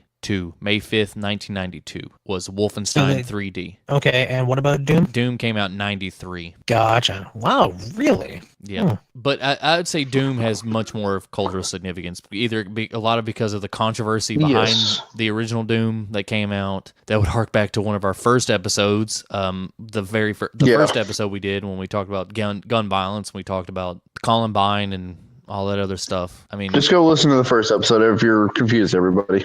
Yeah. Doom has definitely a culture of significance in controversy and prestige and lots of other things. Yeah, and I'm not discounting that at all. I was just asking, like, which one actually did it first? of the kind of first-person view on going around and shooting stuff. Yeah. So. Okay. Yeah, Doom. Yeah, Doom. Fantastic. I have nothing else to other say than I'm in total agreement with Glenn that without Doom, Call of Duty wouldn't exist. Halo, Destiny, almost every first-person shooter would not exist without Doom. I just wish I was better at it. That's called Quake, because they had a Quake tournament in the new ones, and I think you could win like $20,000 or something, even if you like did decent, because they're bringing Quake back, Quake Arena. Oh yeah. Seriously. Yep. So we have at number 18, we have Chrono Trigger. And who can't spend hours talking about this game? Yeah. There's not enough podcast left to talk about this game. And on top of that, it also was the beginning to one of my favorite Super Nintendo RPGs. No, yeah, Chrono Trigger. Basically, sorry, didn't mean to cut you off. No, but, I just want to say I also didn't mean to fantastic. pause for as long as I did, but I almost yawned. But basically, Secret of Mana was made with a lot of Chrono Trigger assets that weren't able to fit on there because originally it was going to come out for the CD expansion back when Nintendo and Sony were working together. Nice. So basically, we got 2 games out of 1, and Oh yeah, because Akira both of them Toriyama were did phenomenal. a lot of the art assets for like the concept art and stuff, didn't he? For Secret of Mana. I can't remember that part, to be honest. Yeah, I mean, I don't know. I like Secrets of Evermore too, but I'm one of those people who I like have Secrets. to check out Evermore. I'm one of those people who like Secrets of Evermore. I think, wasn't Legend of Mana one of the first ones where you could co-op? I believe you could switch off, you could do 2 players. Secret of Mana was, yeah. Yeah. Okay, so at 17 we have Grand Theft Auto 5. I don't think we need to say much about that. I don't think it deserves as high as a spot, but I don't know. I agree that it shouldn't deserve that, but I definitely would have put it maybe in the 20s. yeah. Dark Souls at 16. Got nothing to say. Dark Souls, I'm not a big fan of Dark Souls. I like Bloodborne, nothing else. I like all of the series, but to be honest, I just can't get into it that good. Yeah, Mainly because it means I have to get good, and I just don't have the patience for it. exactly. I really like It is fantastic, though. I've seen it played all the way through. They are great games. The level design is pretty awesome. The character design is pretty cool. The story actually has a massive lore to it. And, I mean, some of the actual game story that you play in is rather neat, but I just haven't gotten to playing it much. Steve, is Natalie? Natalie's a big fan of Dark Souls. you know, maybe I'm not sure. I've had a conversation with her about that. I think when I went to visit up there, we had a conversation about Dark Souls. I believe. Like when I'm a huge fan of the first one. Demon Souls. Okay, the second one. Demon Souls was the very first one that was published by That's Namco right. Bandai or Bandai Namco, whatever, however it goes this time. I think they're all Bandai Namco. Yeah, but this one was published and distributed by, and then Dark Souls is picked up by. Demon Souls is a PlayStation exclusive. Yes. Yeah, Demon Souls is the first one, and then Dark Souls is multi-platform. It was just 1, 2, the and 3. first experience. Like somebody had told me about this game, and they're like, "You got to play it, but I'm not going to tell you anything about it, and you just shouldn't look up anything about it unless you really, really need to." And then, like, just a wave of frustration over the next few weeks. Yeah, I don't know. I played Demon Souls, and I died tons of times, and I was like, I'm done. I don't care. All right, so we're gonna get in the top 15. Top 15, we have Super Street Fighter 2. Yes. Or well, actually, it's just Street Yes. Fighter 2, not Super Street Fighter, just Street Fighter 2. Regardless, Street Fighter 2, one of the first games I had on my Super Nintendo, was goddamn fantastic, and still to this day my favorite Street Fighter. Still holds up. There's still tournaments. I think they still have a version of it playing at Evo. I still think they have a Street Fighter 2 tournament at Evo. It's also the first exposure I had to what turned out to be one of my favorite video game music composers, Yoko Shimomura, who is also known for Super Mario RPG, Kingdom Hearts, Legend of Mana. Nice. I have a soft spot in my heart for Kingdom Hearts. I have 2 tattoos, and my firstborn son is named Roxas. So, if that's saying anything. So we have number 14, we have Super Mario Brothers. There's nothing to say about Super Mario Brothers, even though my favorite is Super Mario Brothers 3. But hey, I mean, yeah, but what can you say Which is about on the Mario list? that everyone doesn't already know? Super Mario Brothers. Yeah, there's nothing to say about it. We have at 13. We have Halo Combat Evolve. I mean, this Halo, game yes. spawned so much outside of just itself. Yes. Yeah, Have any of y'all read the novels? I Like have any of the not. novels? I read the first couple. The first one's what? The Fall of Reach, right? Fall of Reach, yeah, where like it's Spartan John 117's backstory or whatever. Contact Harvest is really good too. It really puts a bigger backstory to the universe itself. Nice. We have you have anything else to elaborate? I liked Halo. Halo, and that's the reason why I'm a Bungie fan.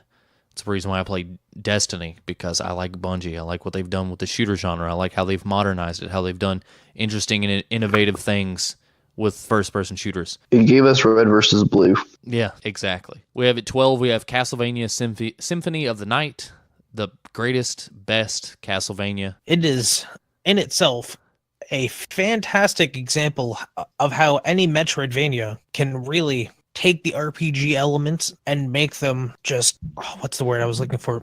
Making them integral. Oh God, train of thought gone. Integral to how basically the game works, to how the game mechanic is. Basically, what I was getting at is it's one of those Castlevanias that really started bringing out the RPG aspect of a Metroidvania and how much you could actually do with that, as well as how much you can actually change around anything from difficulty to different little techniques and everything else. And that really opened the gateway for a lot of different options. For instance, we then ended up getting eventually the MSX original title called La Mulana, which, as some people will know, was also eventually ported over to Steam. And without it, you wouldn't have you wouldn't have Metroidvanias without Castlevania Symphony of the Night.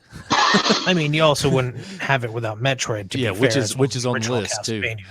So we have at 11. We have Portal 2, and we're. If you've never played this co-op, you've got to. It is Portal 2 single player is amazing.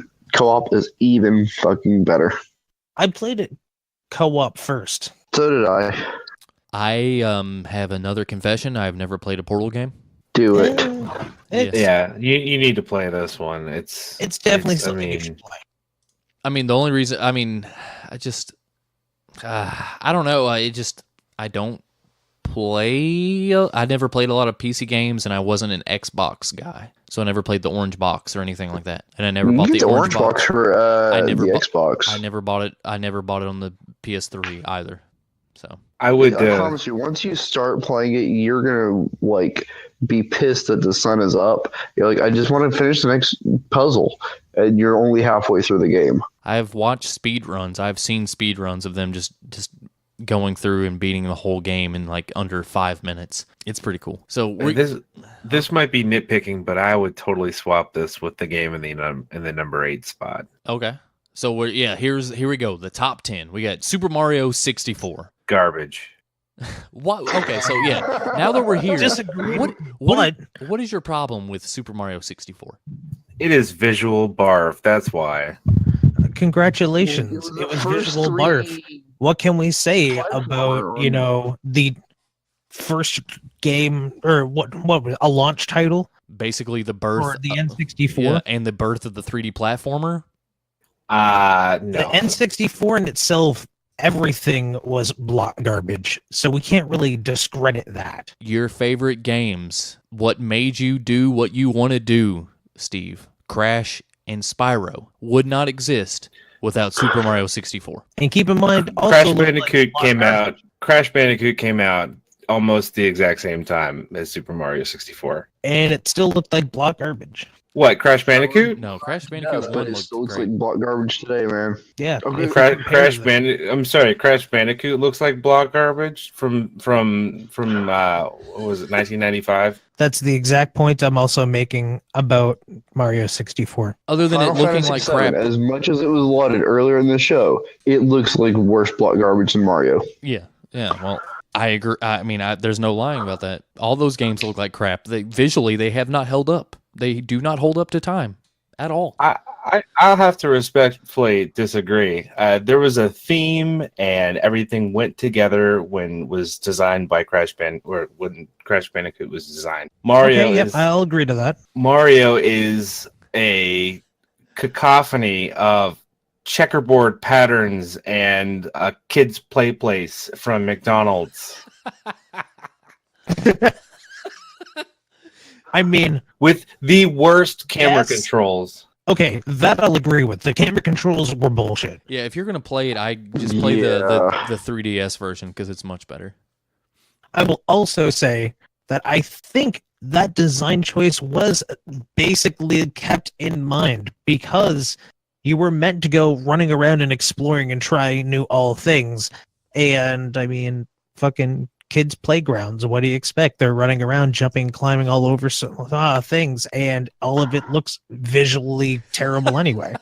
You want to see the exact thing done right. Look at Spyro the Dragon. I don't know. I think it has a cultural significance, but I'm not. Thematically, a lot cleaner than Mario 64. I will agree. But also came out years later. Super Mario 64 was 1995. Crash Bandicoot was less than a year later. With more power. Yeah, with more power. Naughty Dog cheated to make Crash Bandicoot. They really kind of hacked the system. Naughty Dog is a big fan of hacking the system. They're really good at it, of pushing the console to its limit. Which is certainly awesome. The first Spyro came out 3 years later. Yeah. Are we going to talk about Gex, Enter the Gecko, or the Jersey Devil, or all the other... I mean, let's look at some PlayStation launch titles. You had Inhearse. Shit, I actually just realized I can't remember any PlayStation launch titles, even though I just said that. Inhearse. That's the only one I can remember. I'm looking them up at the moment. Yeah, I'm actually gonna. We have you have Battle Arena Toshinden, ESPN Extreme Games, Kyleek the DNA Imperative, NBA Jam. Oh, how can I forget? Ridge Racer. Oh yeah, Ridge Racer. Yeah, that's a good one. Rayman, yeah. Did I just say Rain Man instead of Rayman? It's okay. Oh god, I just thought of no. But yeah, Ridge Racer. Yeah, no. Kinda looks blockier, tears more. Nintendo 64 did better with Wave Race, and that was also a launch title. Hey, you can't forget Street Fighter, the movie, the game. Yo, that was a national treasure. I will 1v1 you IRL. Just like and by national treasure, I really do mean it's freaking garbage, but I love the idea because it's so terrible, it's hilarious. Yep. And if you played it, it's even more hilariously terrible. Hold on 1 second. I think I got some of my information wrong. Super Mario 64 came out June 23rd, 1996, which is maybe 3 months before Crash Bandicoot. Okay. All right. So not less. Well, it was less than a year, but it was a lot closer than I thought it would be. And that is actually closer than I thought. Yeah. All right, so let's move on about Steve's Toshinden looks like butt cheeks. Yeah. Butt cheeks. All those games they never looked good. Do you remember a single PlayStation game that you're like, "Oh my god, this looks fantastic"? No. I mean, back then maybe. Yeah, I do. Yeah. What? Give me a second. All it was Final really Fantasy cool 9? to you as a kid, because that was bleeding edge at the time. And if you want to talk about games that I found on the PlayStation that were visually excellent, Legend of Mana. That's cheating. It's all hand Crash drawn. Bandicoot 3. Yeah, but Crash Bandicoot 3 had all those garbage racing mini games. That might be true, but that gave birth to the greatest racing game of all time, Crash Team Racing. Yeah, Crash Team Racing. All right, so let's move on. We have number 9. We have Red Dead Redemption. I haven't played it, so I really can't tell you much on it. Yeah, I don't have really any strong opinions about this one, as opposed to. It's fantastic. It's better, in my opinion, than any GTA ever. I'm super excited for the second one that comes out. Yeah, I have nothing else to say about that. We have number 8, Half-Life 2. More Half-Life. Still haven't played it. Need to finish playing it as soon as I get my stuff set back up. We have number 7. We have Tetris, basically the game that makes every person a gamer. Tetris is the classic. Yeah, it is the classic. It is the GOAT, as they say. All the cool kids say. We have number 6. We have Super Mario Brothers 3, my favorite Super Mario. That was a really good Super Mario. Yeah, it is. We have number 5. It's also really fun as a randomizer. What do you mean? Is there like a mod that randomizes everything? Oh, yeah. People made a randomizer for it, dude. That's Level cool. randomizer, enemy randomizer, item randomizer, Nice. That sounds interesting. boss randomizer.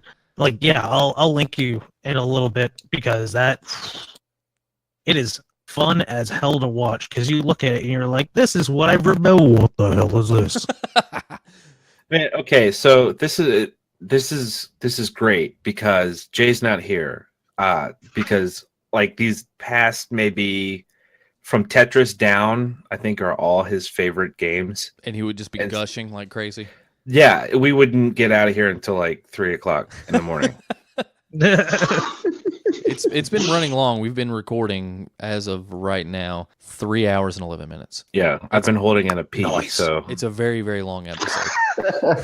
It's gonna be a long one. It's a long one. A lot of content here. Okay, let's move on and we'll do the top 5. And if anyone has anything of significance to say, we will say it, and then we're gonna get Foe. So do it. So number 5, Legend of Zelda: A Link to the Past. My favorite, as well as also an amazing game to have for a randomizer And don't you play that sometimes in your stream? The random, regularly. yeah. Monday nights at 9 p.m. EST at twitch.tv/Glenntai. Good plug there. Plug. Good shameless plug. I like it. Good. Yeah. Shame? What's that? Yeah, it doesn't exist in content creation.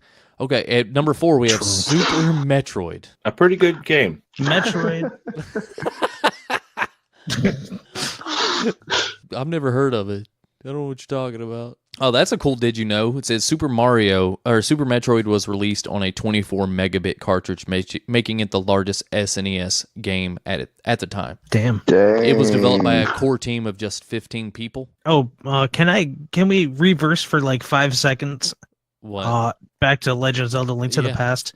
Full circle. The theme to Kakariko Village is inspired by Kiki's delivery service. Yes. Nice. This whole episode has just been nothing but circling back to stuff we referenced earlier.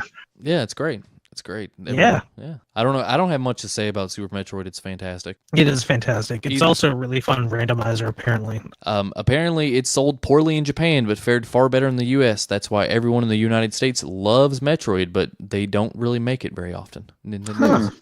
Yeah, I've always known that. Like, they don't make a lot of Metroids. They haven't made Metroid a lot because it doesn't sell well in Japan. It sells well in the United States, but it doesn't sell well in Japan. I think to believe the same thing for Star Fox. Sells well in the United States, does not sell well in Japan. So we have at number 3, we have the OG Portal. The cake was a lie. Yeah, okay. Yep, I Get it, remember play that it. name. Good. At 2, we have the Ocarina of Time. The Legend of Zelda: Ocarina of Time. A little high up for me. I agreed. Yeah, I mean, it's great though. It's super, super awesome. It's classic. Yeah. It's again another pivotal point in the Zelda series where, much like Final Fantasy VII, it brought Zelda to a completely 3D world map. Mm-hmm. And It also had an excellent audio engine, now that I think about it, where even on the overworld, depending on where you were, it actually started to bring in different elements as well as play other things. nice. Okay. And So, wait. Okay, question for you guys. Ocarina of Time and Breath of the Wild. I still say Ocarina of Time, and then I say Link to the Past over Ocarina of Time. Breath of the Wild, just because, I mean, hell, I can get through Ocarina in like a day and a half, maybe a day, probably a day. And then like Breath of the Wild is just hours of content. You can beat Breath of the Wild in probably 5 minutes or less if you make a beeline straight to the Ganon.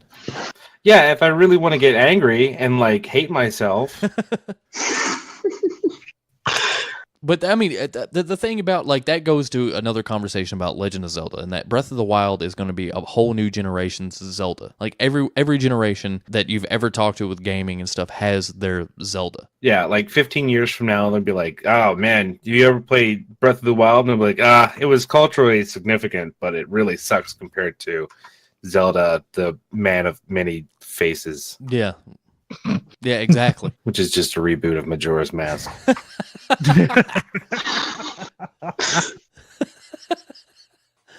So we have the piece de resistance, the number one Super Mario World. My favorite of the Super Marios. Yeah, like the only thing that I can see, I can count my favorite Super Marios on one hand because there's only 3. We have, and they can change any given time, any given order. So we have, Super Mario World. You have Super Mario 3, and you have Super Mario Odyssey. Those 3 right there. Those 3 games. Galaxy's in there, but like those are the top 3 that could change at any given moment, depending on how I feel. Yeah, I've never seen it. I mean, sorry, I've never played it. How? Yeah, exactly. How? I grew up with the PlayStation. I didn't have a Nintendo. I didn't have a Super Nintendo. Okay. I had friends. I legit forgot that detail, so that makes sense. Yeah. I mean, like, my friends kicked me out after I started, telling them how better Crash was against Super Mario 64. No, it was way before I had a PlayStation or anything. Yeah, we would just be playing like Nintendo, and they would be like, "Come on, man, it's a one-player game," and I'd be like, yeah, I'm gonna keep playing this." That's why you trade characters. Every time you die, you switch person. That's how you play. No, I straight up used my friends when I was younger. I was like, "You got a Nintendo? Let's be friends." So that's why you're friends with Jay, because you know how he's a big Nintendo fanboy. Yeah, he's got all the consoles. Yeah, he's got all the Nintendos. So the Switch I bought. This is the first time I've ever bought a Nintendo console that is still like young in its life cycle. You adopted early and you adopted well, because the Switch is a fantastic machine. Yeah, I'm a huge fan right now. It's great. It is. I love it. I wish the Vita had seen as much love and success as the Switch had, because the Vita would still be a lovely and beautiful powerhouse. Yeah, but didn't it lose a lot of love due to some sort of like some sort of mudslinging or slander or something? A lot of it had to do with basically the proprietary memory cards that you had to buy through, that was only Sony only Magigate memory cards. So it was only first party memory cards. Yeah. You cannot use third party, and they are still absurdly expensive. Like just it's ridiculous. And then Sony was like, "Oh my God, it's not selling well," so they just dropped it like a big hot dunk. Yeah, instead of learning from their mistakes. Yeah. Yeah, I think they learned from their Vita mistakes, and that's why they keep supporting PlayStation VR. But we are done through the list. Do you have anything else? Do you all want to have anything else to elaborate? Do you have something to say? It's a good list. Some of the rankings I don't agree with, but most of those games I do agree with. I only had that big to do, with Super Mario 64. That's about it.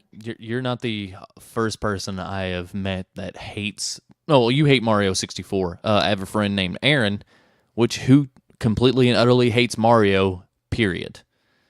No, I mean like Mario's cool. It's just Mario 64. You think Crash should be? So Crash wasn't even 64, on the list. But you're not hating on Zelda, and.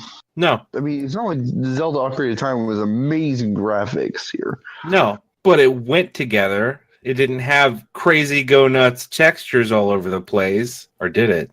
It's a Mario game with worlds inside pictures inside a castle. Yeah, but you didn't have to race a stupid penguin, okay? Yo, first of all, that penguin was fucking awesome to race against. What's really cool is when you race against the Yetis in Odyssey. Second, that thing showed me that you could have a secret race path, and I was like, oh, fuck, I'm in. Third, it actually taught me that I could also cheat in Mario Kart by falling off the map at a higher location to land on a lower location.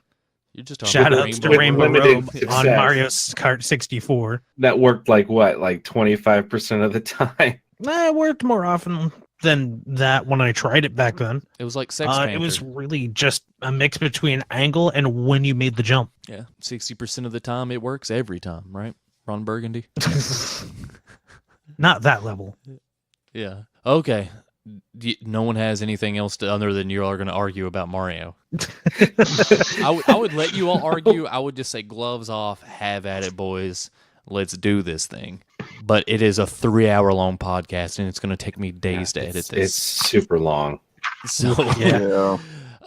it's almost like a Giant Bomb episode. Have you ever listened to the Giant Bomb? Like they have Giant Bomb casts that are like 3 hours long. It's hopefully there are the people out there that enjoy this content. I believe if you have we have the game we're gonna announce, right, Cajun? You want to do that lovely and beautiful honor? We're playing Minute, right? Yep, that is the game we're gonna be playing. And I What don't is know. it? It's called Minute. It is a roguelike inspired by Zelda where every 60 seconds you die and you start all over. Yep. And okay, so I saw something online. They're making flip books, right? I don't know. I just saw it, and I saw this, and I saw that I just saw this like yesterday. there's a lot of people that it's the buzz. Like a lot of people are like love this game. It's a really good, charming indie game. I think visually it's all monochromatic. The drawings are really cool. It is $10, I think, on Steam, PSN, and Xbox. But there's a flip book thing. I didn't know about that. But yes, we'll be playing Minute, and Jay is going to be a slave to that. That's what we're going to play, because I think Cajun and I decided on that game.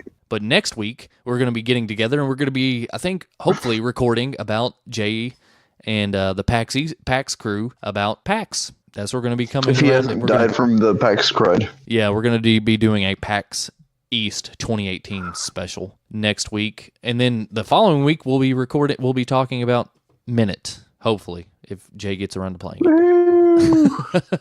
So that is the game we're going to be playing. I'm going to think about streaming it, but God of War is on the precipice. It's on the horizon, and I so want to play it. So want to play it.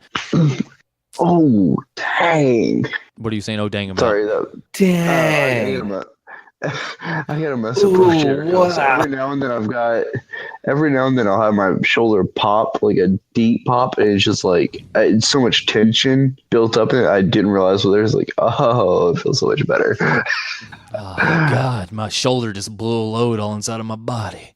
Genuinely, sometimes it does feel like that. I'll just be moving it, and it's just like that snap, and it's like I can move my arm again. I didn't notice I was having issues with it. Such sweet relief. So yes. Yeah. You can cut this whole part out, but Nope. Nope. I'm slightly lazy, or I just let the rawness be raw, you know. Unless it's something ungodly, and something really, really bad, or I don't know, just terrible noise or long pauses. That's about all I edit out. But I think the more realistic, the rawer, the better. You know, that way. That's the way I like to edit. 1, I might be lazy. 2, I don't know. I'm probably lazy. Okay, so yes, the game we're going to be playing, I guess 2 weeks from now, that we'll be going to be recording about is going to be called Minute. And if you can go check it out on Steam, PlayStation, and the Xbox. Mm-hmm. You can purchase it for, I believe, $10. MINIT. Yep, MINIT. Yes, Min. The game looks great. It seems to be getting good buzz. It's out now. If you have questions or comments or anything you want to mention about it, I think you can go to podcast.wraithgames.com. I think that's the URL. I'm not exactly sure because it's the first time of me hosting this. You all want to plug your shit, and let's get the fuck out of here. All right. So who wants to go first? So I'm Steve. It's been a pleasure podcasting for all of you. Steve Dorgan. I'm art director at Wraith Games, and At that's Wireframe Rabbit on Twitter. Oh yeah, at Wireframe Rabbit on Twitter. So if you want to come fight me about Super Mario 64, I will not respond. I'm a pacifist. I don't fight with fists or words. I'm Cajun. Fight. Short. What? Sorry, fight me. My address is. Oh my God, the throwback. Bring it, Steve. I will defend Super Mario. I will Mario 64. If you want to know where Steve works at, you can just Google Wraith Games. I will be up there this summer. Bring it. You can fight him in real life. There we go. And we'll stream it on Twitch and let's see what happens. We might actually get some pretty good ratings on that. It's probably a violation of Twitch's terms of service, but Still probably better than bum fights, but Just set it up like nerd fights. It just quickly becomes a nerd Jesus. fight. yeah. Okay, Cajun, go ahead. Anyways, all right. So I'm Cajun at Cajun_coding on Twitter. Cajun Coder, I think, on Twitch. Not that I've been streaming a whole lot lately. I'm trying to get back and do it. I say that every episode, I swear. Eventually, I will have my Desperate Gamer Society episode of me playing Minesweeper. It will happen. Oh, yes, it will. That's going to go down in the history of my friend Aaron always constantly saying, I'm going to play Echo the Dolphin. I fucking hate that game, but I will play it, and I will stream it. I will. And I will be angry, and I will be mad, and I will hate myself the whole entire time, but I will do it, and I will beat it. And I'm like, yeah, good luck with that. Game sucks. I'm also the host of the IndieView Podcast, and eventually one of these days it will be coming back around being resurrected under Wraith Games control, so we actually get some really cool, well, I thought I've had not cool developers. I mean, I've had some really amazing game devs and artists on there, but the show's going to be even better when it does come back up from the ashes. Rising like a phoenix to be born again new. Yes. No. Sure. Glenn, Sure, You got I it, guess. fam. yeah. I was waiting for a rhyme or something. No. Rising like a phoenix, born again new. How about you have some rutabaga stew? Yeah, why don't you have some ham? fool? What? Yeah. Yeah, what? All right, come on, Glenn. Hi, I'm Glenntai. You can find me all over the internet when I'm not doing stuff as streaming Glenntai stuff, which is on twitch.tv/Glenntai, where I play things like Link to the Past Randomizer and other things, as well as occasionally stream myself making music. You can also find me doing stuff on stuff for the NerdFit Network. You can find us at a bunch of conventions, or just go to nerdfit.com and find out what we do there. If you don't want to see me talk about random stuff or be an idiot and you just want to hear the music I'm making, you can find me at any major online distributor you can think of. You want to talk about Google Music, iTunes, Spotify, Deezer, Tidal, your mom, whatever. You can find me on it. I could make the same joke again, but I'm not going to because it died last episode. Pornhub, RedTube, yeah, those things too. Yeah. Glenn, Hey, you just one day I will just have a ChatterBait website where I just stream my music. That would be funny. That would be funny. That would be hilarious. Do you just have a TXT file that you read at the end of the show? And because that was No, perfect. actually. That was perfect, man. He's I mean, plugs his stuff Oh, thank so you. many times. Okay, and lastly, He spends 20 minutes a day studying in front of a mirror, practicing that, just so whatever he's on. No, I'm just used to Never plugging said it so much. I am Glenntai. You can find me here. he said hi. He went into robo mode. He was like, It's- hi. You have I'm to Glenntai." no, you have to do the rhyme first. Yeah. And because my name's Glenntai, you could just loop it in with "Hi, I'm Glenntai," and then all of a sudden it's just like everything else. Some people will get it because they heard the rhyme and they're like, "Oh, I found a pattern." Other people are like, "Oh, that's clever. I see what you did there." Other people are like, "All right, let's get this shit over with." If you could see my hand, it is raised. It is raised. So yeah, what's up, guys and gals? And no, I'm trying to follow Glenn, but no. So yeah, I've been your Sorry. host. No, it's cool. I'm just messing with you. So I've been your host. I'm Grant McClure. I'm Brigadoon564 on Twitter. I'm also on Brigadoon564 on Twitch. So you can check me out on Twitch Monday or Friday, Saturday, and usually Sunday when I'm not doing this or working or doing something else during the day from 9 p.m. Eastern Standard Time till whenever I feel like it or when I'm very tired, which is usually around 1 a.m. to 2 a.m. to sometimes 4 a.m. depending on how I feel. On twitch.tv/Brigadoon564. I'm also the founder, host of GameOver GameOn. You can check out GameOver GameOn on YouTube under The Go-Go Show. It's also a Twitter. It is on hiatus. It is, I don't know what I'm going to do with it. Hopefully it'll come back around. If not, that really sucks, and it's a good fun time of about 2.5 years to 3 years of my life that I really enjoyed, and I got to meet lots of fun and cool people like Natalie and Steve and Jay and all these other cool people that they're mainly just Wraith Games that I got to meet because they're cool. Hey. But I also got to make some really cool content like the have you ever played Mario Kart, the drinking game? That's fun. Oh, fuck yeah. Yeah. That's what I did. Good I Lord, did that. Sounds like liver poisoning. I did that, and I streamed it. Jake and I did. My good buddy Jake. We did that. He was one of the co-hosts of GoGo. Other than that, like I said, Twitter, Twitch. I'm Brigadoon564. I'm also on this thing.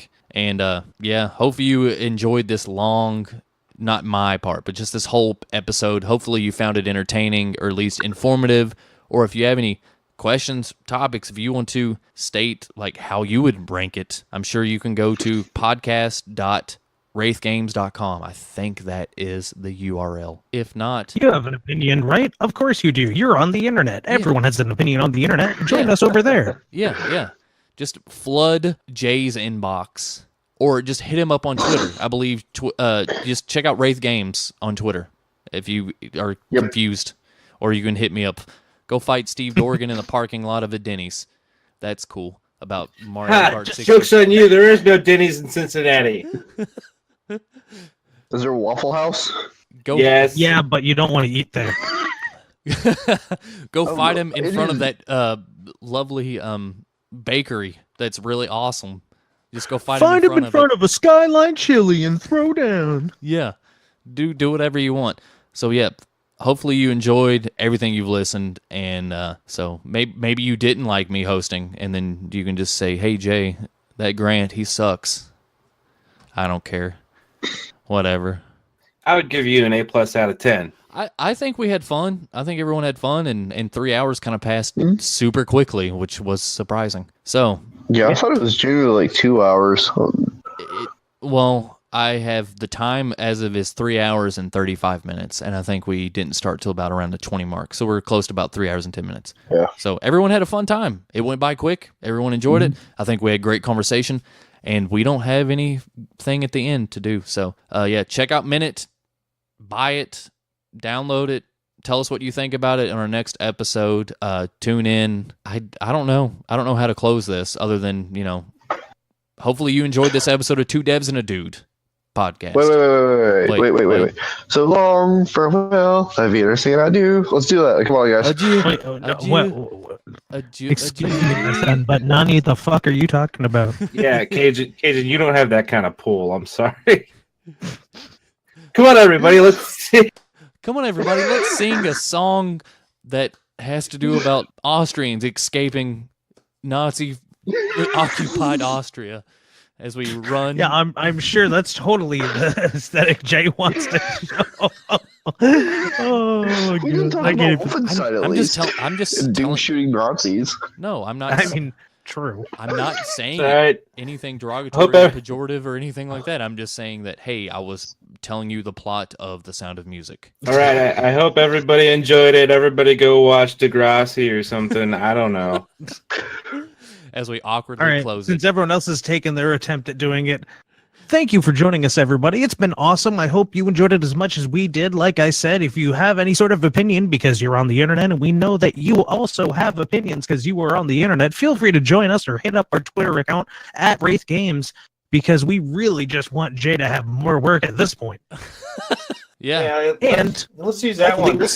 hopefully we'll hear you next time. See you around. Yeah. See you guys. No one else is going to say bye. Okay. All right. Dog in a I wheelchair. thought that was a great Oh, and we place got to the just go ahead and fucking let it go.